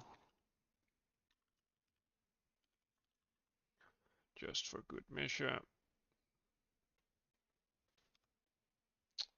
Right head 2. That's pretty big.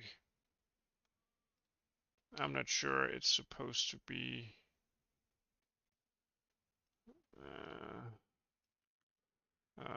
right head. Right head. Yeah, I'm pretty sure that's a mistake, right? Right head. Yeah. That's definitely a mistake.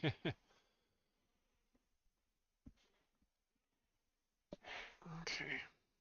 Let's just try testing test value.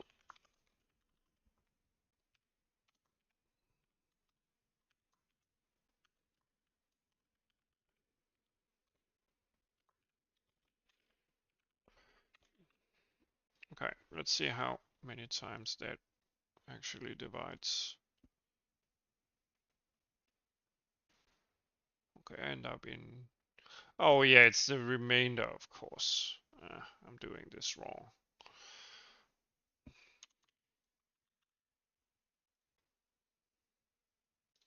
Yeah, that should be better, right? Right head 2, 512, yeah. Okay.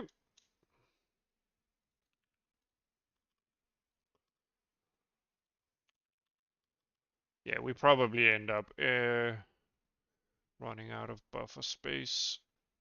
There we go. And let's see, render doc. Did we fix it finally?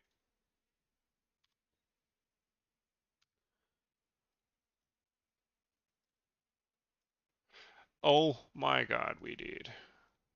Okay. So I learned a couple of new things today. um, First of all, we need to do this. We need to clear our. Oh, well. The problem is that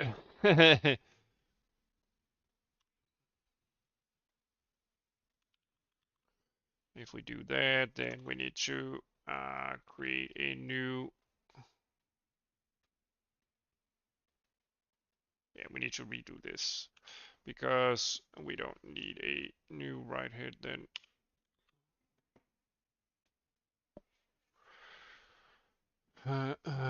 Yeah.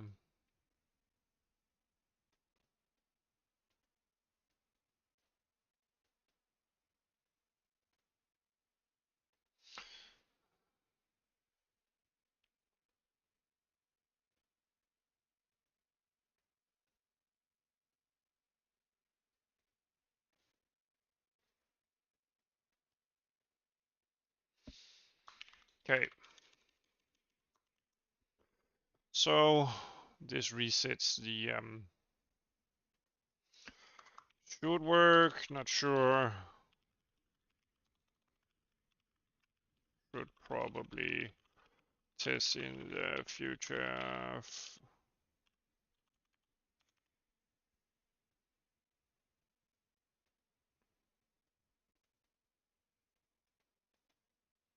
Yeah, we pass in the destination description, which will be the same, the number of resources, but with a different offset. And then I'm pretty sure this takes out. Yeah, so it will write to this destination, so it's fine. Uh, yeah,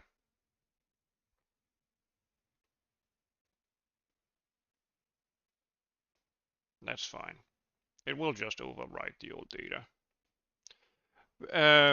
So basically, right head aligned is the proper word for this. So uh, since we're uploading a texture to a texture, we need alignment of 512 bytes. Our internal intermediary,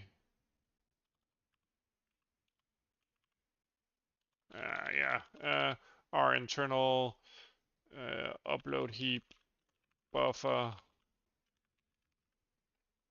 might have data that is not aligned.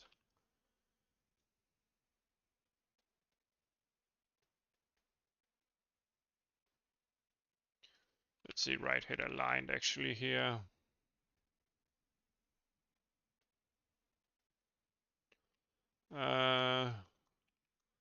So we need to calculate an aligned offset. Let's see, right head aligned here should be 0.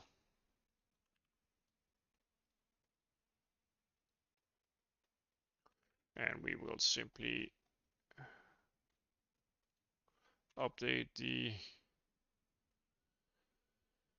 right head plus, there we go. Because we offset into the buffer itself. So into the on source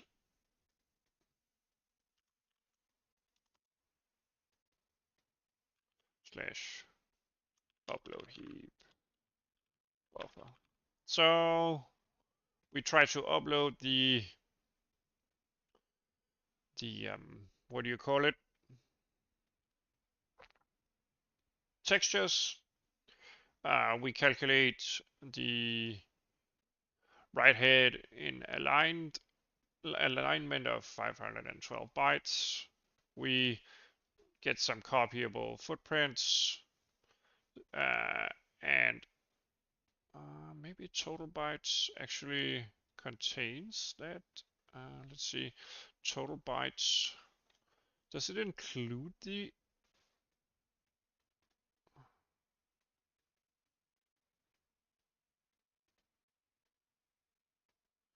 total size? Does it include the offset?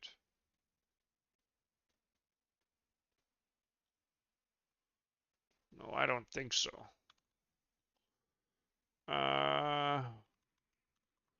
For future notice,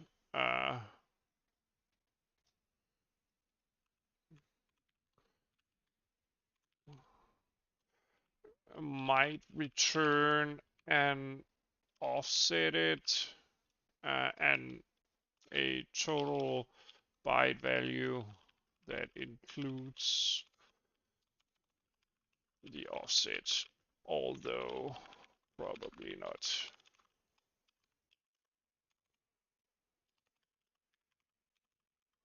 Okay.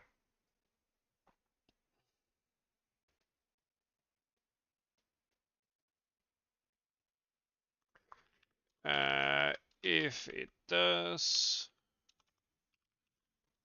we don't need to add the right head aligned.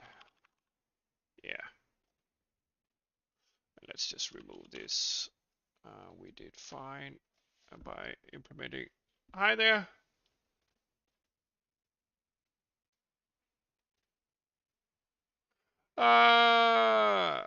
These are not tutorials. These are just streams, but I could make a separate playlist, I guess.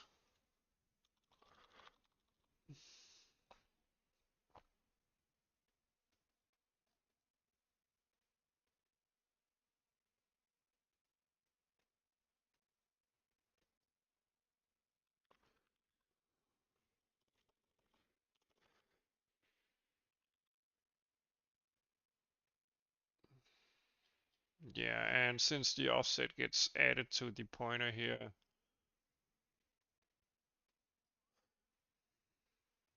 yeah, we should definitely add this to the right head, I think, because we will write the total amount of bytes, but also we will offset into the buffer from an aligned place. Yeah, I think this is the correct way to do it. Okay, we made improvements to this function that was actually implemented in the old game engine, so great stuff. Now the um, upload system really starts. Oh yeah, okay. I could definitely make a playlist of that. I mean, um, yeah, definitely. I'll do a playlist around this project. All right. So now we have a texture uploaded through our upload service. I've made improvement to the upload service itself. So now we can simply dump stuff, different, what do you call it? Different queue, different uploads, even of different types. It doesn't really matter. And the system will um, upload whatever we need to upload to the actual GPU memory on the default heap. We've implemented a simple load call in the front of, or rather on the API. So we can simply load a texture now. And yeah, all of this stuff here is just some type change stuff. Okay, let's see. We will do this by itself. This is the front end, and then we step into the back end here, where we actually try to load the texture. And if we fail, let's see, this should be, maybe I should just use stdw string here, texture name equals, let's see, texture array, and let's add to the text name. Yeah, this won't be fast, but we don't care. At load time, it doesn't need to be fast. Append texture dot file path, and we will name it from our text name here. Set name C string. There we go. Okay, we got this cleaned up. We have error messages whenever it doesn't work.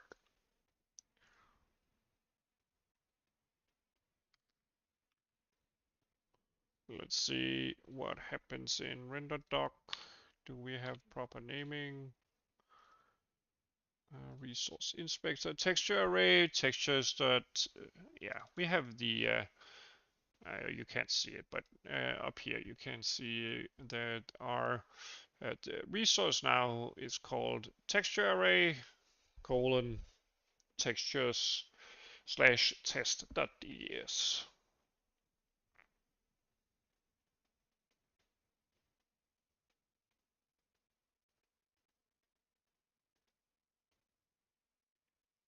Yeah, I'm pretty sure that I have another improvement. Uh, uh, Maybe to do. We probably shouldn't use a range since the CPU won't read from this source here. Also, yeah, I'm unsure whether it actually affects the well, if you had several threads reading and writing, it could probably be, yeah, I don't know, maybe, maybe not.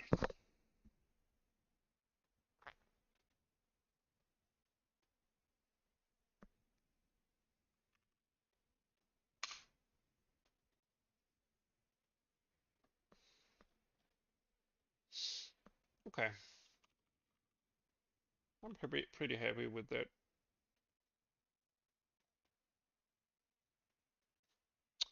Um, One thing though,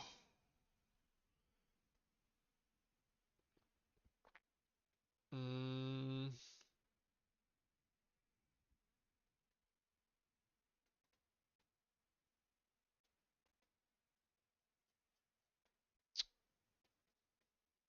So one thing we do need in order to be actually be able to use our textures is to this function should probably also create a resource view and store it in the descriptor heap.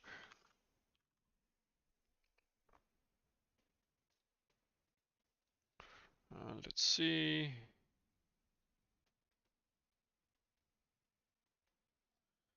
Yeah, we often use that one. For instance,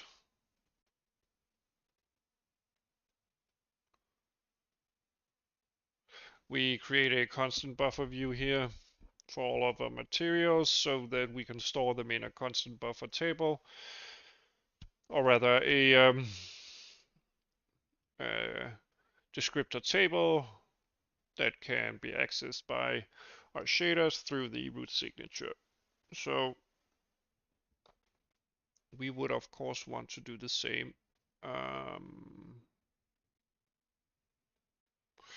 I mean, we would like to arrange these.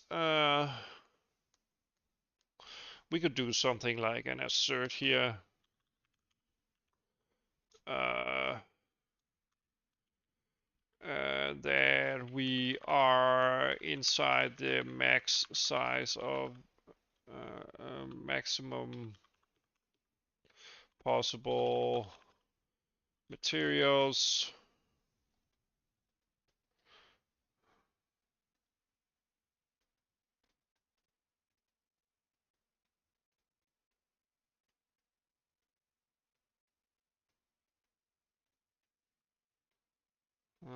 We don't do that anymore.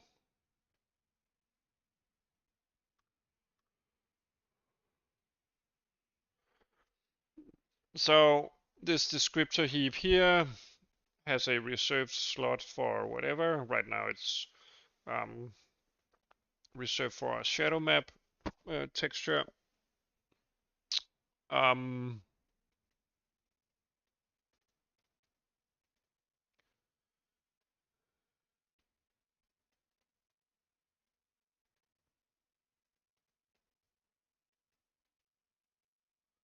and we calculate how many materials we can actually fit. But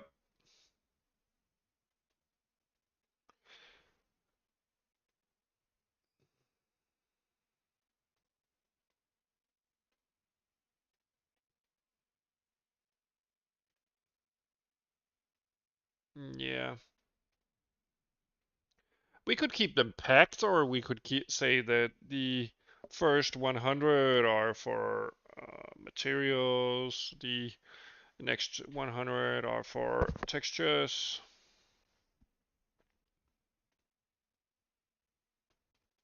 Yeah, I don't know. I don't know.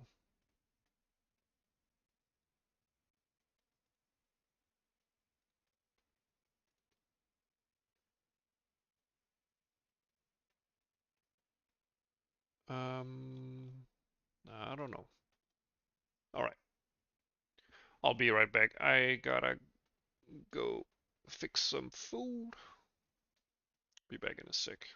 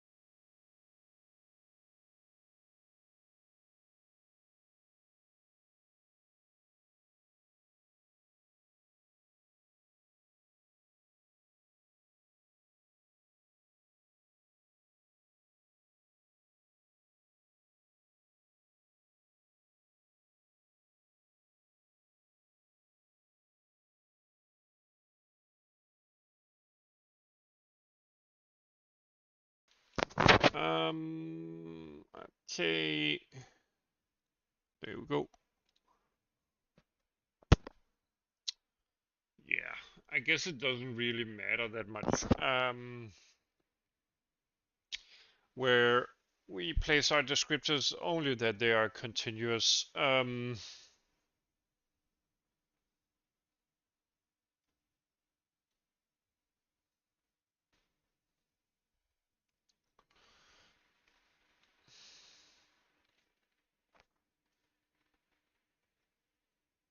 Let's see our renderer here.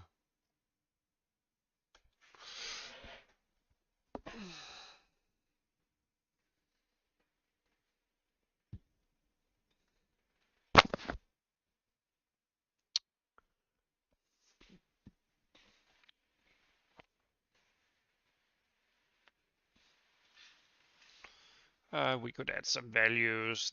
That was something like a max I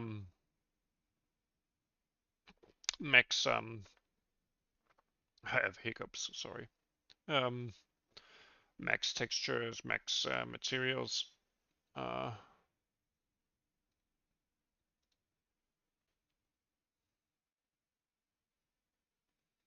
mm,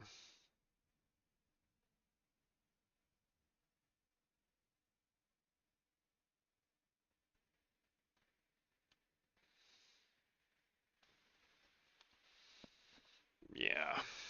Okay. Let's just do it that way. Let's just do it that way. We won't code any checks or anything right now.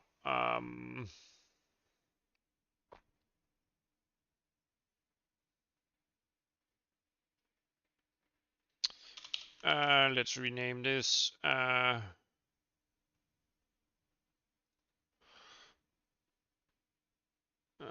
Let's see, a buffer for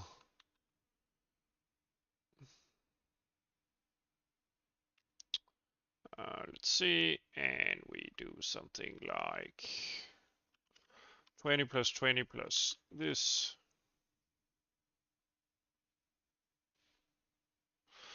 Um, Current settings are 0 to 19, 0 shadow map, texture, depth, texture, 1 to 20, material, constant buffers, 21 to 41, texture, SRVs. Okay, this is our layout for now.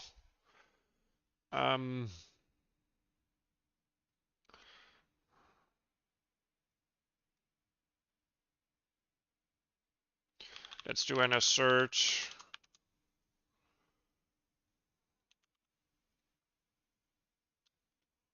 Material buffer right head. Listen. 19, I think.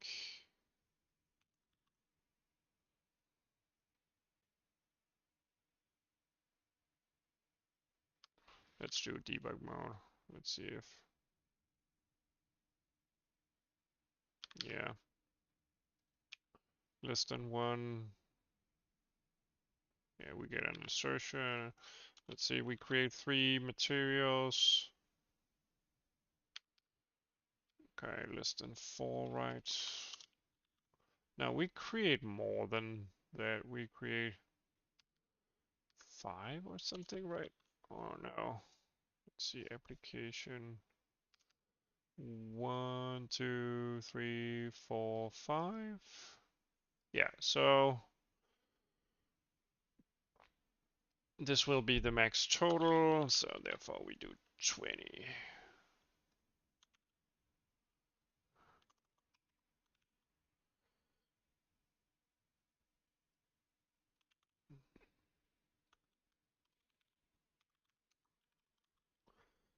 There we go. We check that we don't create more than 20.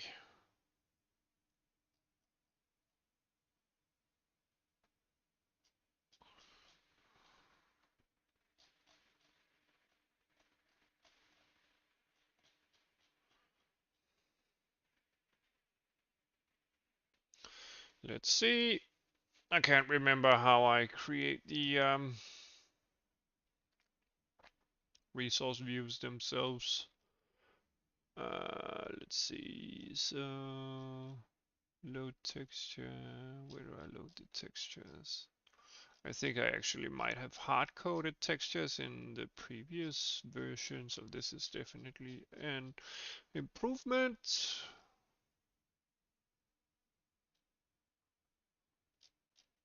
I'd say create texture data was the old one. Q upload. Yeah, I even had to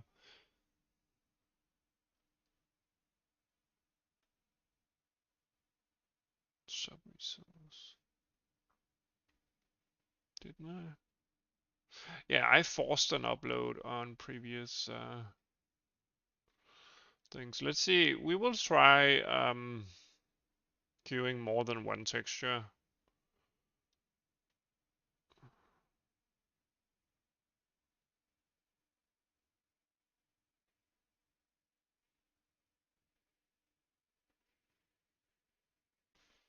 Okay, I simply call the resource view.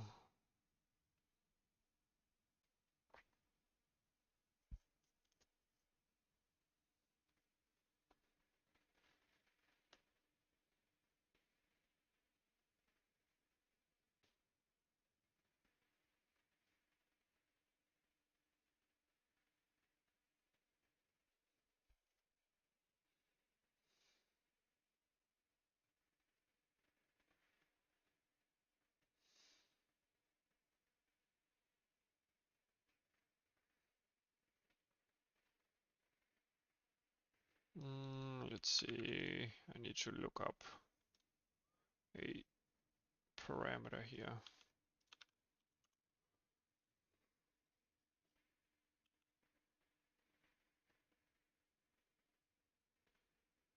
Yeah.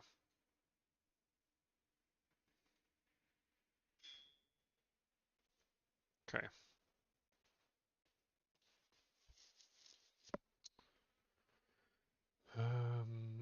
Okay. So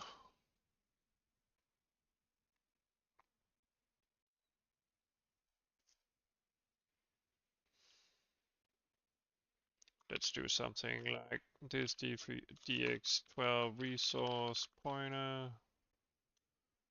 resource equals this, and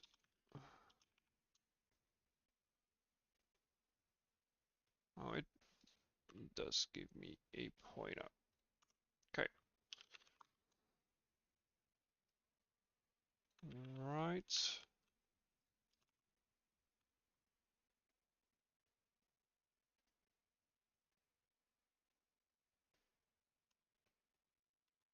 Ah,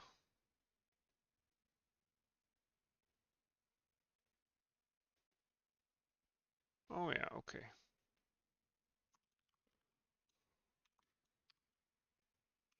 There we go.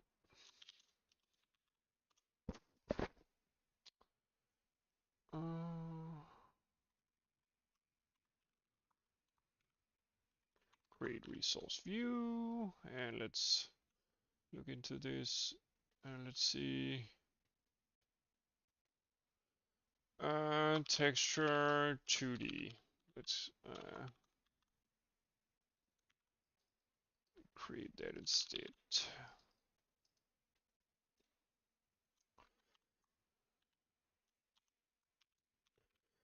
Resource.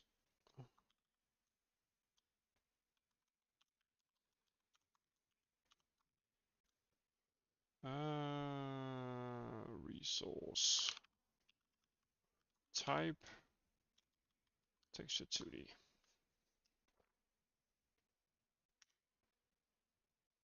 Chunk size.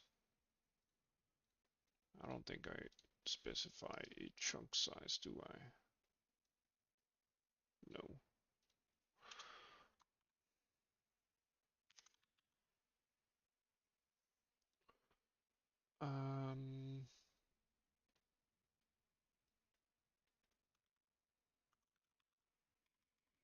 And we will ask our device. Let's set this. Define descriptors max rather materials 20. Define descriptors textures 20.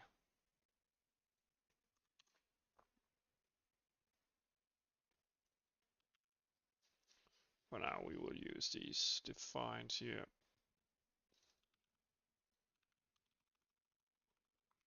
Textures.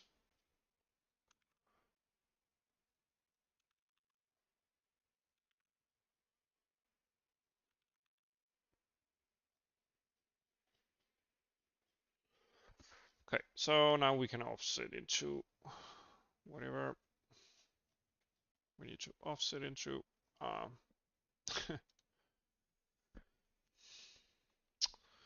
If that makes any sense at all. Anyway, device create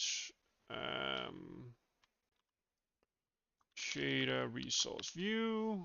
We will take our resource get here. We will take our resource get view address, or rather, is that not it?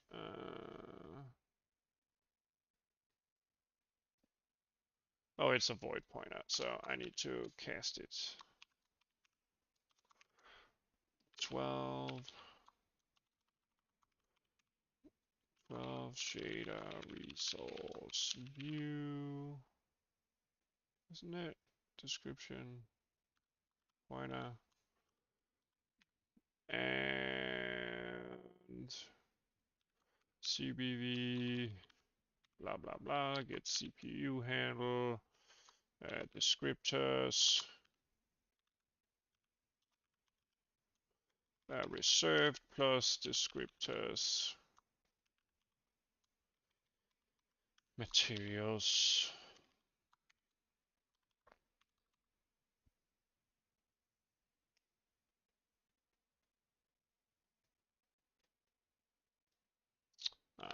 And resources plus resources size -1,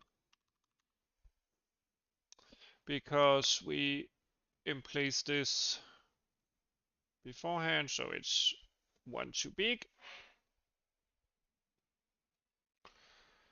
And this should create the shader resource view.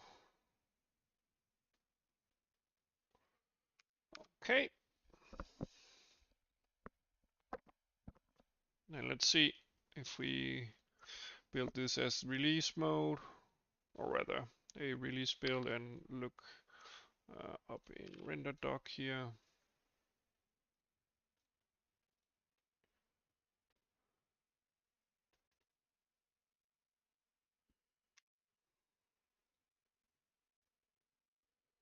Let's see. So let's look at our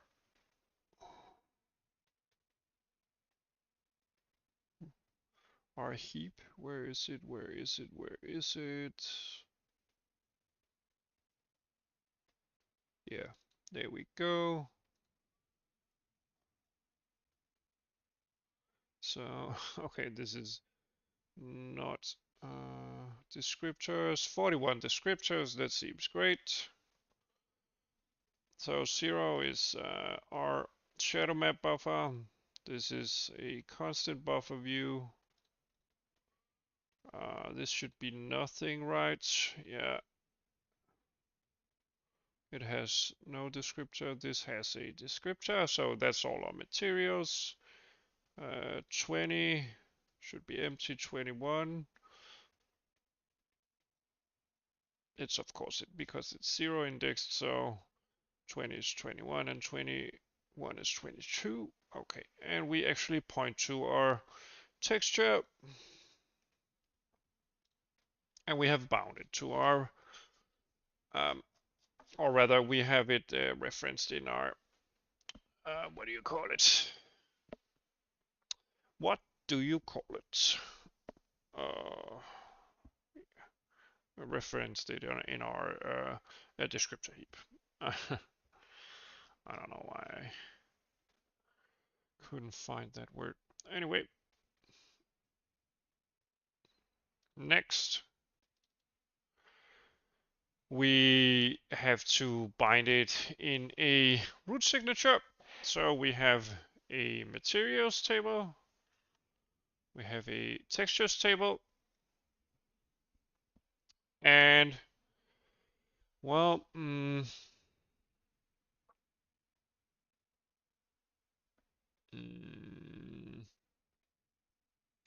unsure.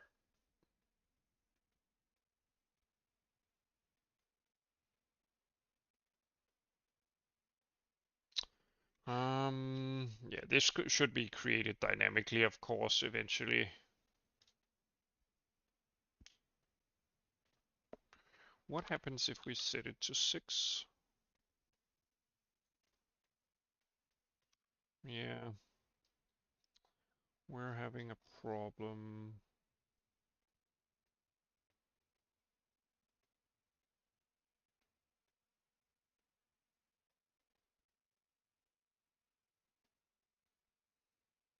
Yeah. And did we end up setting, yeah, volatile? Oh, I thought about the volatile thing. What was the fix actually? Oh, I forgot. I forgot.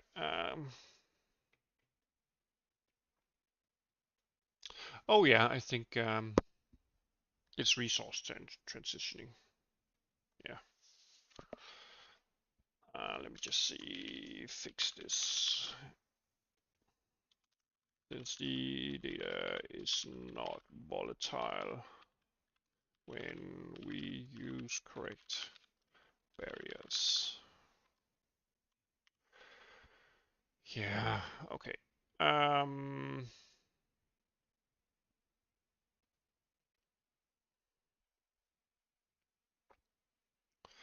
We could do something like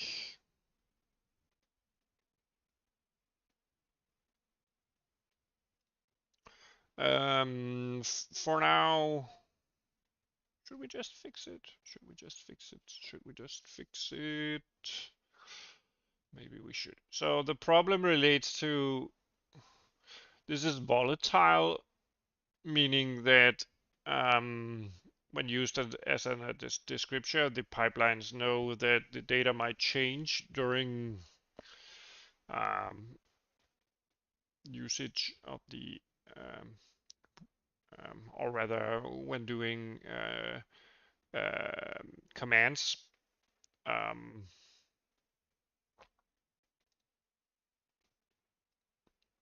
if everything is static, you can do optimizations because the GPU will be able to trust that the resources don't change during that particular frame or whatever. But right now we allow these resource tables or rather these descriptors to have underlying data that might change. The descriptors themselves won't change. We promise the pipeline that, or rather the GPU that, but um, yeah, this flag actually allows us to change the underlying data. And the fix is probably something like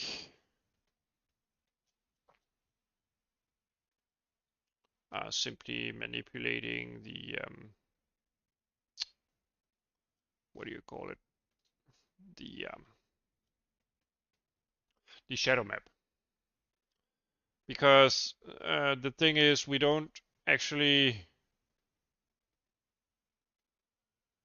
um, before this call we should set the resource for the shadow map as a depth stencil buffer, or depth stencil right it's called. But after that we actually want to treat it as a resource, which means it's a shader resource. So yeah, we could transition the resource state. I'm not knowledgeable enough about DirectX 12 and what is the better optimization actually. So yeah.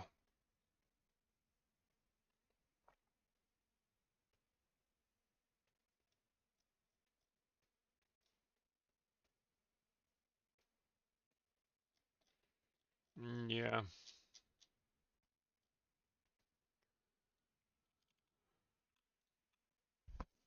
let's just do a resource barrier transition D3D12 resource barrier, and let's see, barrier transition, rather type transition barrier flags none transition resource. Let's see, shadow map dot buffer it, I think, yeah, barrier transition state before depth right, I think. Don't we initialize it as that uh, temp shadow map stuff, pass data buffer, blah blah.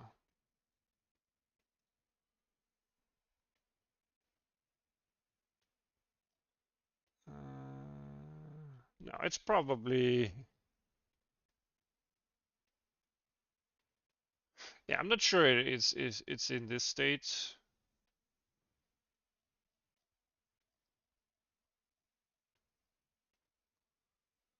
Yeah, I'm not sure it's in that state.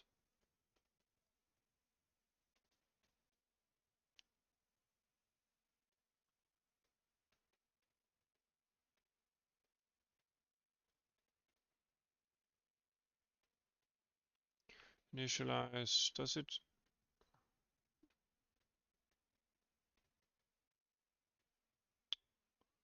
Ah, depth right. Okay, it's initialized in that state, so it's fine. We won't have any trouble treating it as a depth right. This is actually afterwards, so um, state after. Uh, let's see. Non-pixel shader resource. I think it's just all shader resource.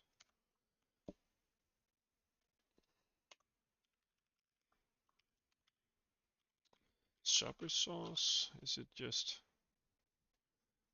Let's see. Transition sub resource.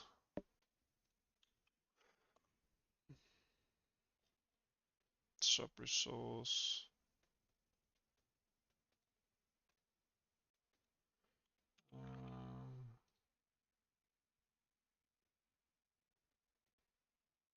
Maybe just. I think it's 0 here, since we don't have any other indices than the first one. Okay. And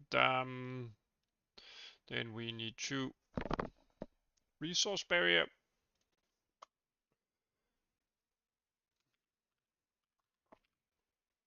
Resource barrier.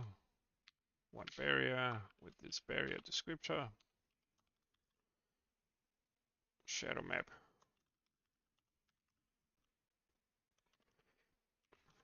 Into shader resource.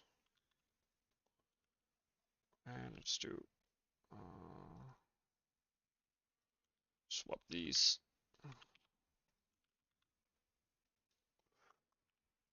Shadow map barrier into depth right. Let's see. Okay. I think this should work just fine. Yeah, okay, it still whines that the descriptor table is not initialized since we have this flag, but we should be able to set this flag to 0 now. It still whines. Okay. Okay, but what does it whine about now? Era.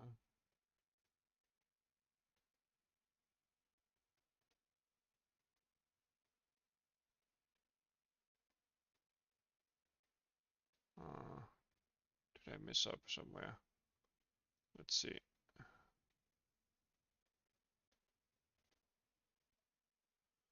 Oh yeah, okay, of course. Yeah, only the first time it won't be correct.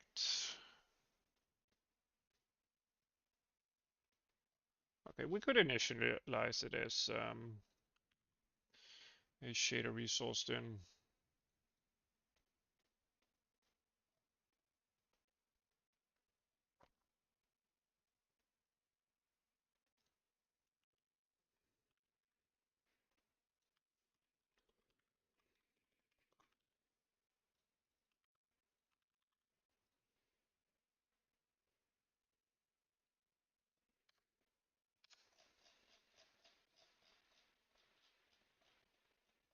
Let's see.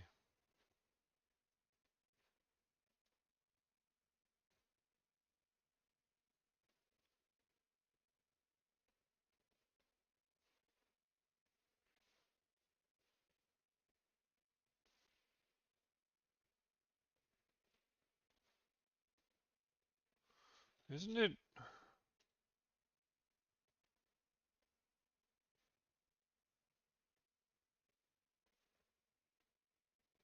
It shouldn't be.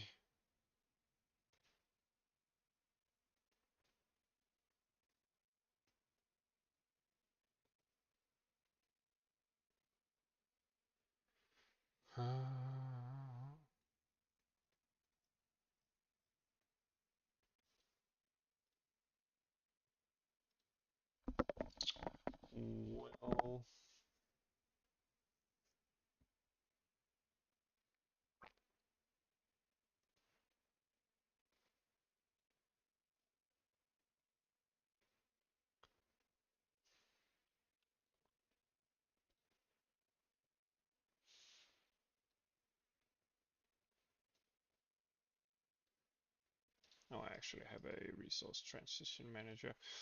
Um,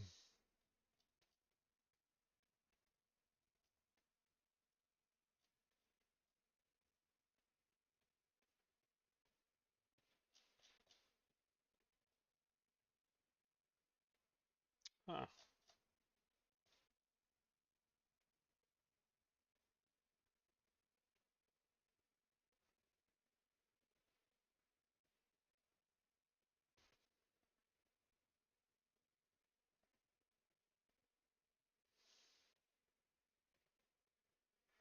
But this should kind of like.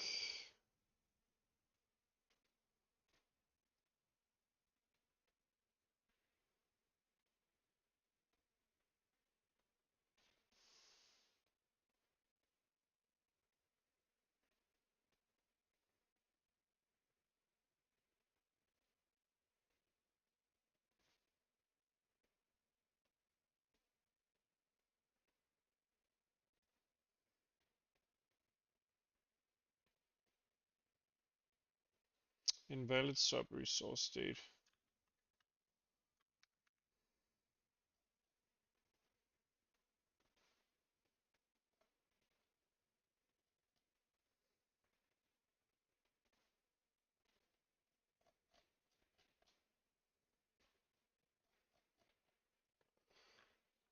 Maybe let's leave it at the old one. Oh, wait a minute. Let's redo this and disable this, and then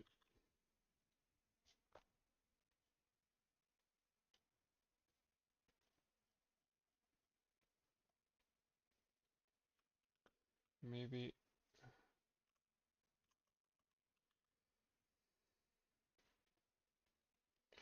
that's better. Okay, we don't have any errors now. Yeah, so that's definitely the better order.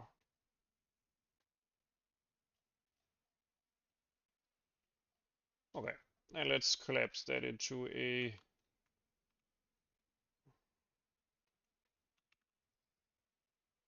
call like this.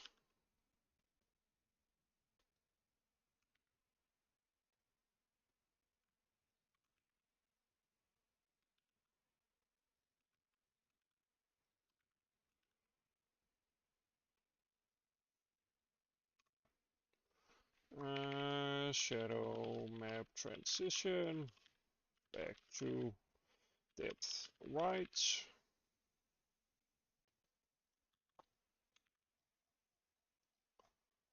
Let's see.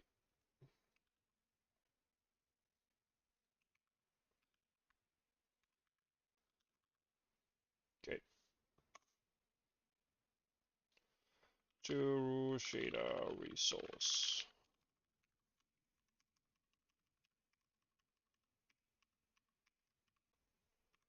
Yeah, right now I want it on one line since I want to disable it. No errors, no problems. No error, no problem. Okay, so this should give us a problem in terms of not having the volatile flag on. Yeah, exactly. Yeah, but if we use resource barriers here, we can.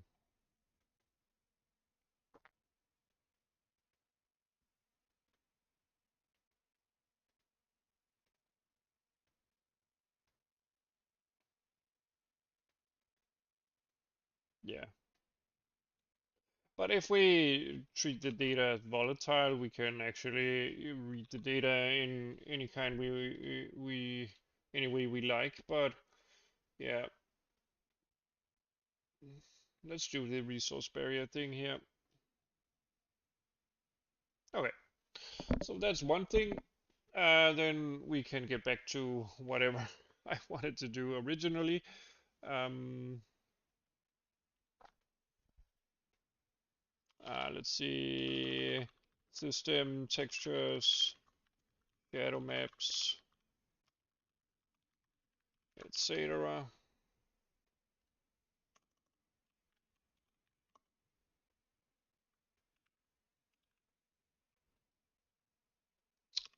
And let's do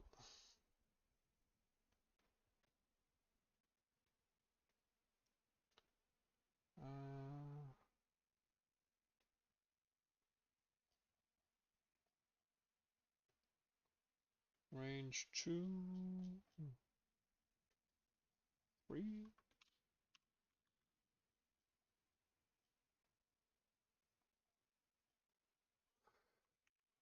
Textures, let's see.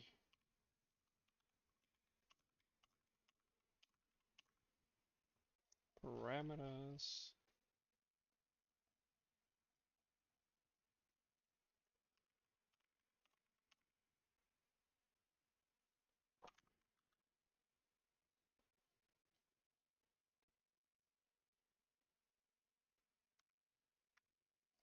Now it doesn't care. Let's see. register space 1.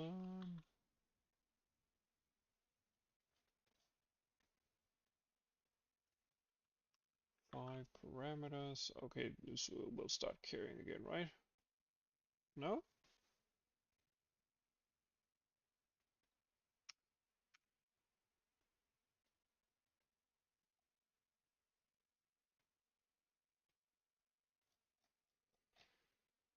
Let's see.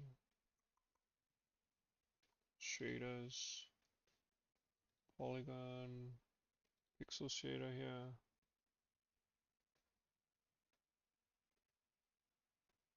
Shadow map. Space 0. 1, I mean. Oops.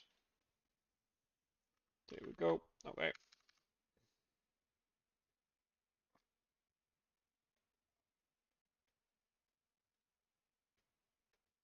Okay, so we built a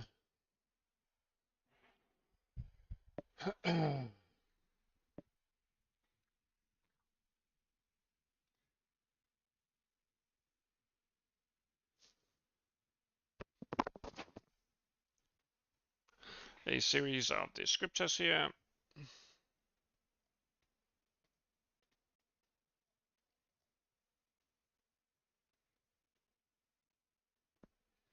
Yeah, right now our root signature is a mess, but yeah,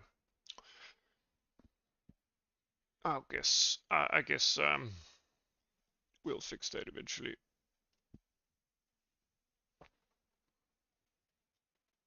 That seems like a phrase that I end up repeating over and over. We'll fix that eventually. We'll fix that eventually. Blah blah blah. But I guess it's the way things.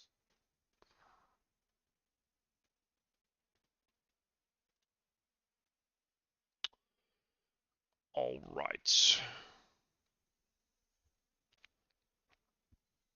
Let's see. We want a basic texture sampler, right? As well. Let me just import one.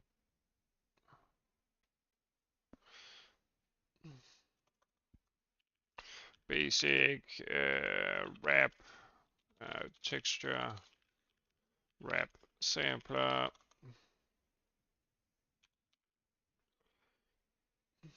Let's do a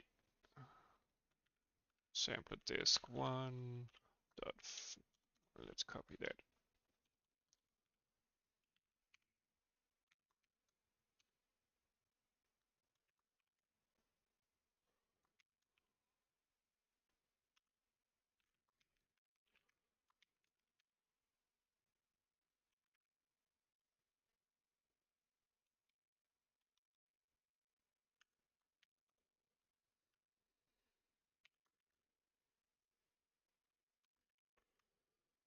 Let's see. Let's do the address mode wrap.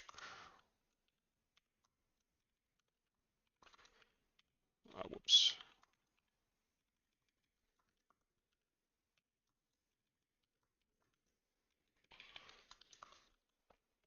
Let's do a point filter here, or rather, sampler. I think this is mostly copyable, right?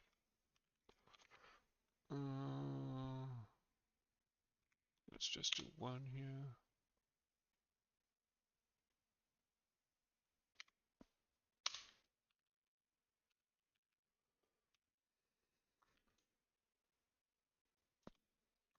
Comparison func always. I think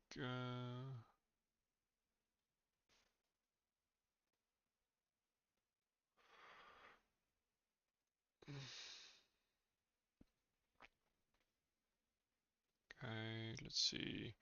We need, of course, the register space. Maybe we want that pretty early. There we go.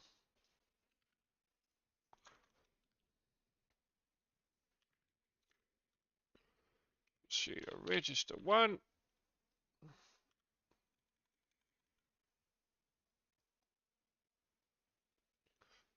do the shader visibility as well. All. Even though, yeah, never mind.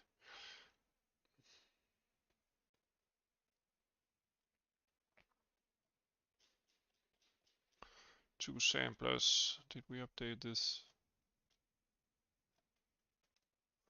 Static samplers 2. Great stuff. We have a sampler. In our pixel shader here, we can actually do a texture 2D array, I think.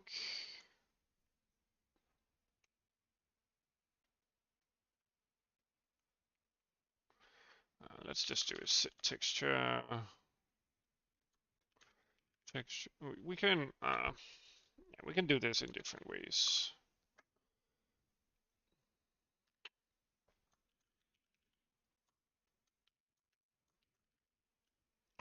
Texture array. Register T0 space 0.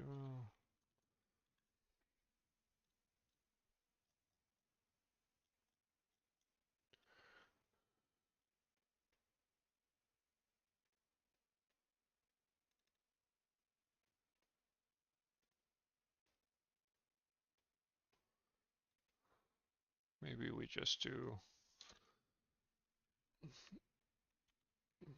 an unbounded array here. Let's do a sampler state, sampler point wrap, and we will do register S1. Yeah.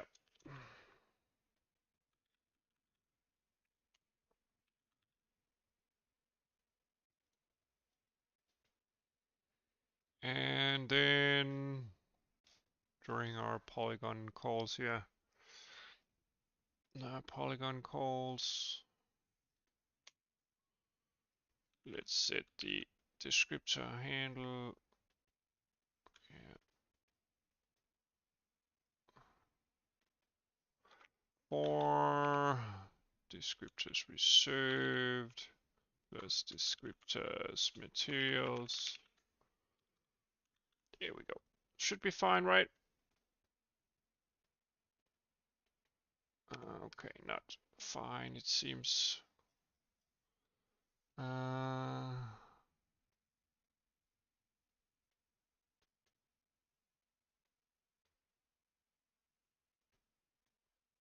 Oh.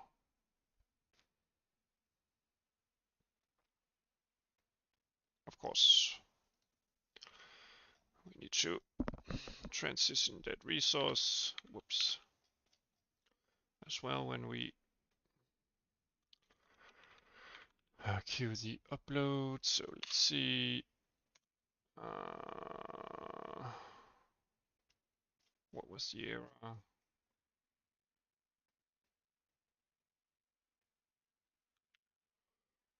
Resource state, copy destination.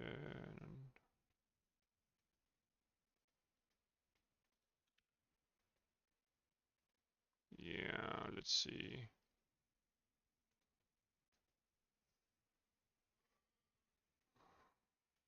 Let's see, let's do resource get. Okay, this should fix that error. Or what? No?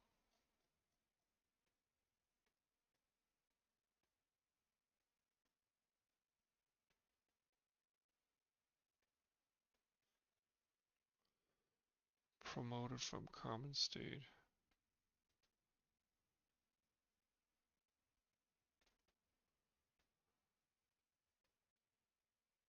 We don't do.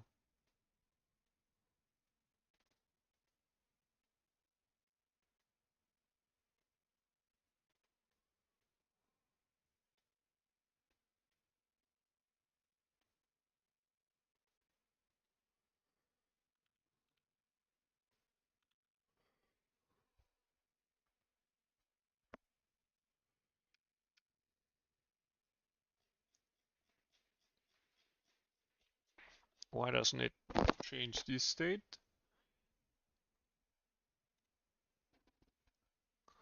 Uh,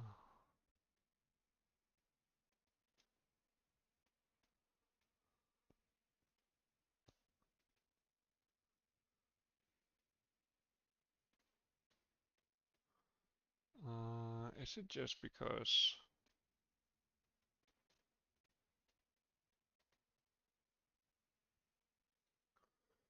the... Is that it? No.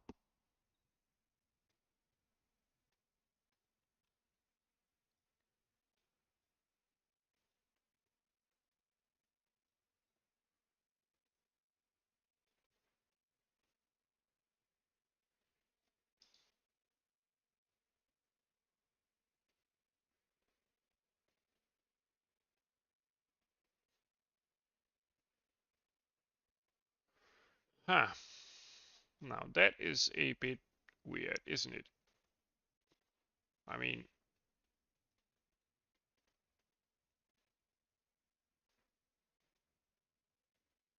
wait a minute. Before state.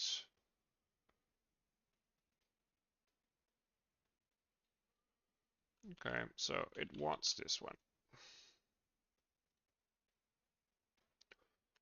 So far it registers. Um,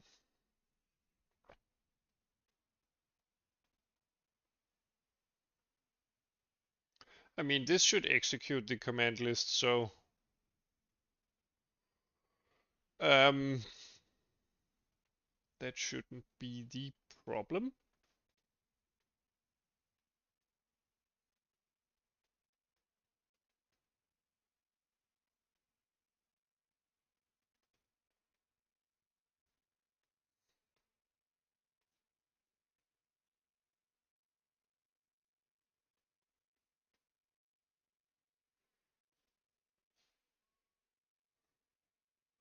That shouldn't be the problem.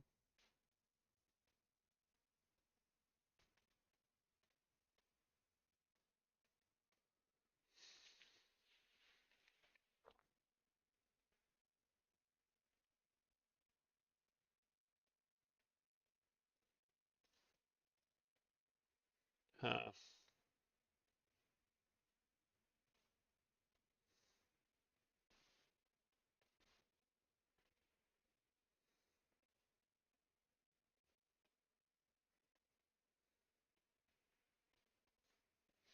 Oh, sub resource 1, 2, blah blah blah. That's the problem. Or what sub resource?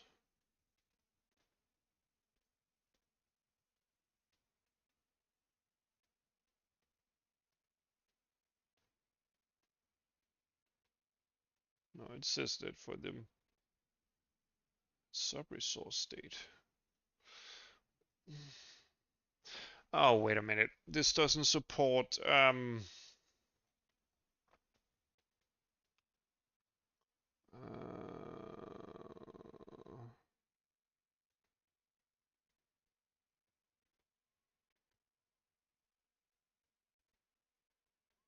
let's see, resource barrier here. Can I...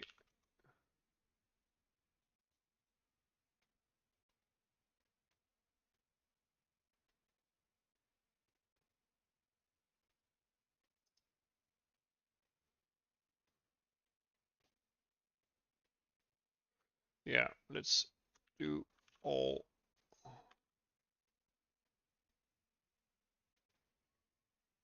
Okay.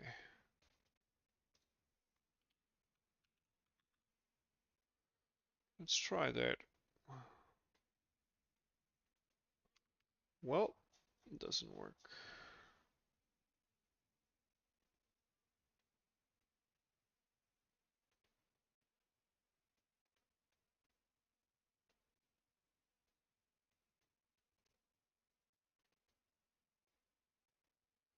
But it doesn't keep on repeating, does it? It only happens once.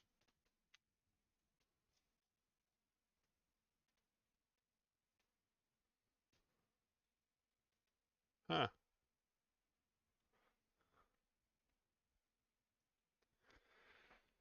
Huh.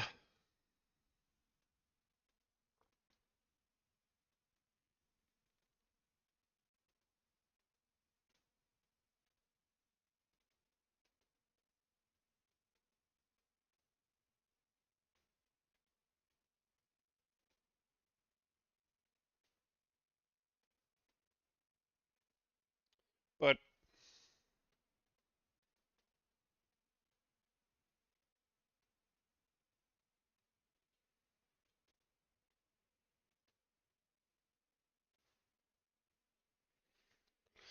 should it be done after it's created? Nope.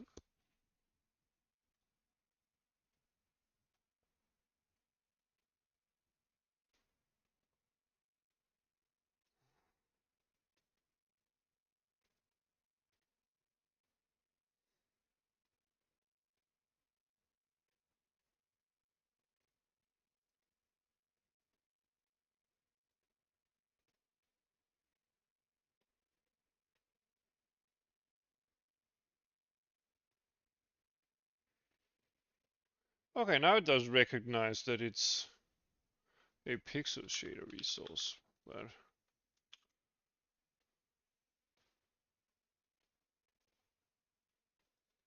let's do all shader resource then. And it doesn't whine anymore. Okay, so one with the sub resource flag, one with the yeah, what do you call it?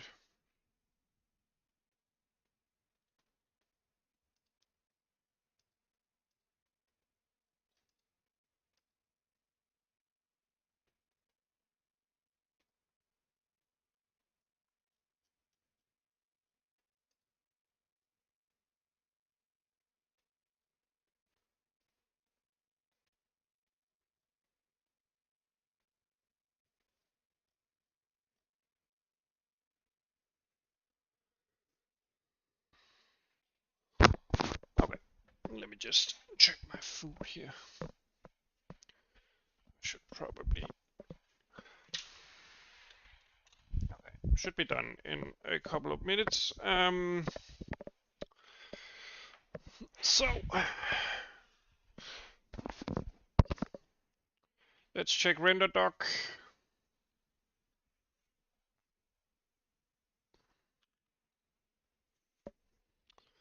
and see what happens. We have bound our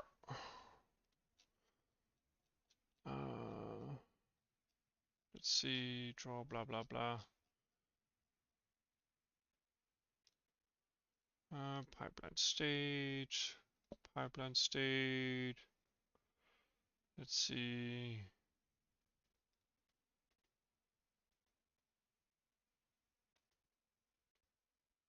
We have our vertex shader, pixel shader, shadow map,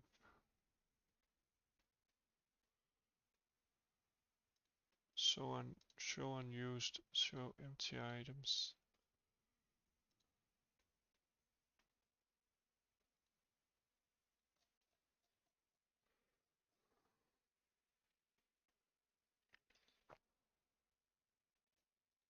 Okay.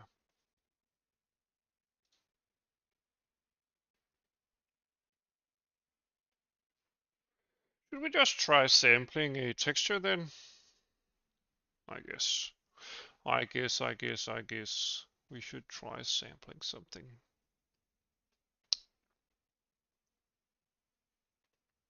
I mean, this should be 21, should be our texture, new contents, which is this one. Um,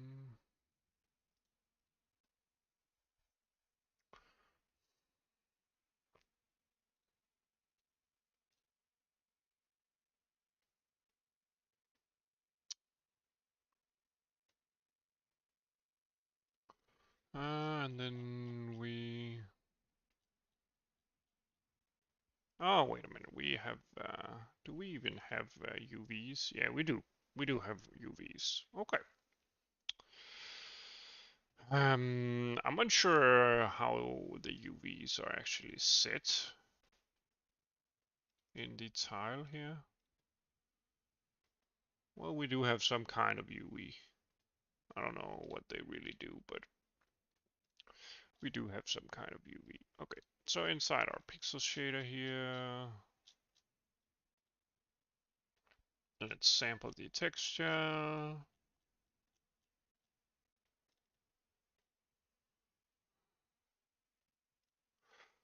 And it will replace our color, float for diffuse, albedo. Let's see.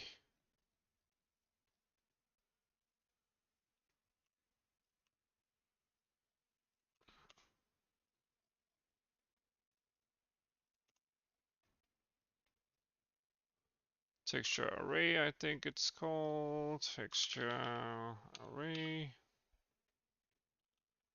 0. Sample. Sampler point rep. And let's do input.uvs.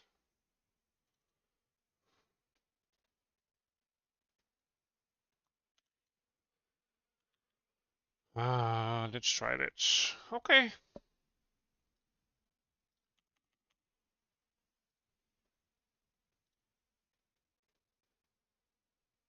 And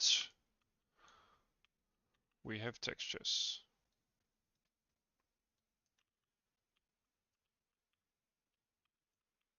We have textures.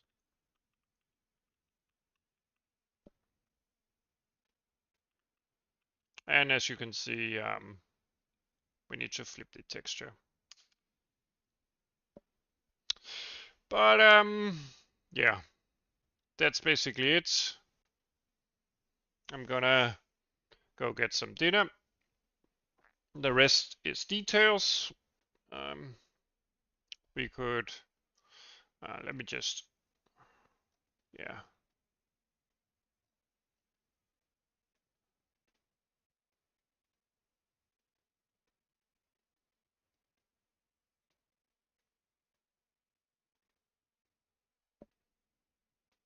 Yeah, we could add the, well, I don't know. We could play around with the lighting model, shading model.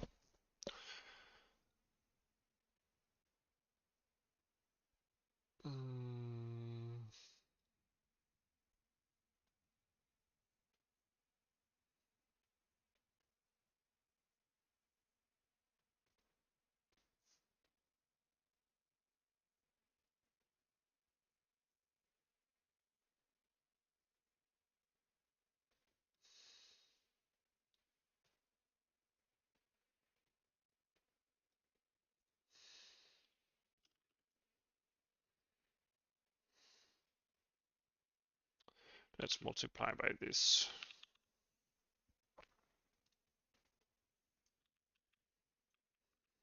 Yeah.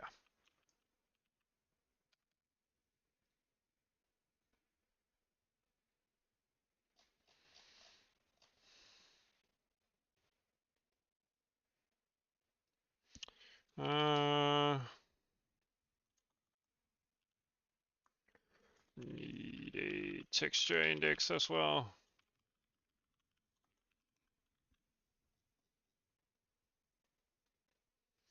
Yeah.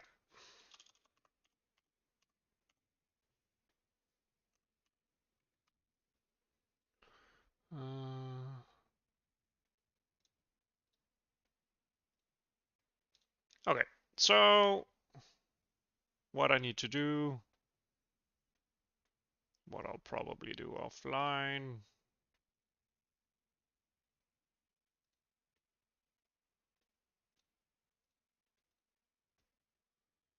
Um,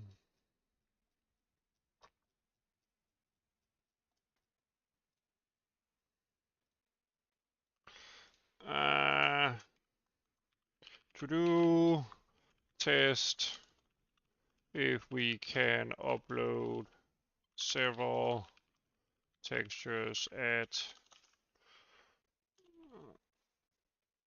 a time slash in a row. Add specific texture assignment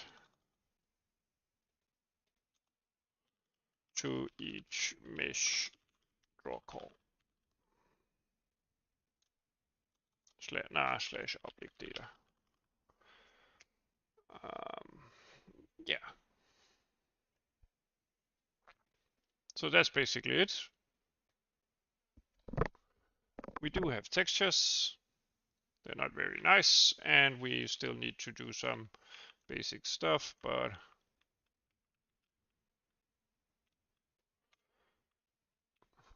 at least we have textures, right?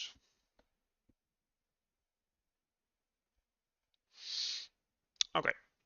Anyway, that's it. Hope you enjoyed it. Hopefully I'll be seeing you around the stream. Thanks for tuning in. If you want to support my work or the channel, feel free to comment, like, or subscribe. Or joining the Discord server, or yeah, there are other ways to support the channel as well in the description. But yeah. Anyway, take care, everyone. Stay healthy and keep on trucking.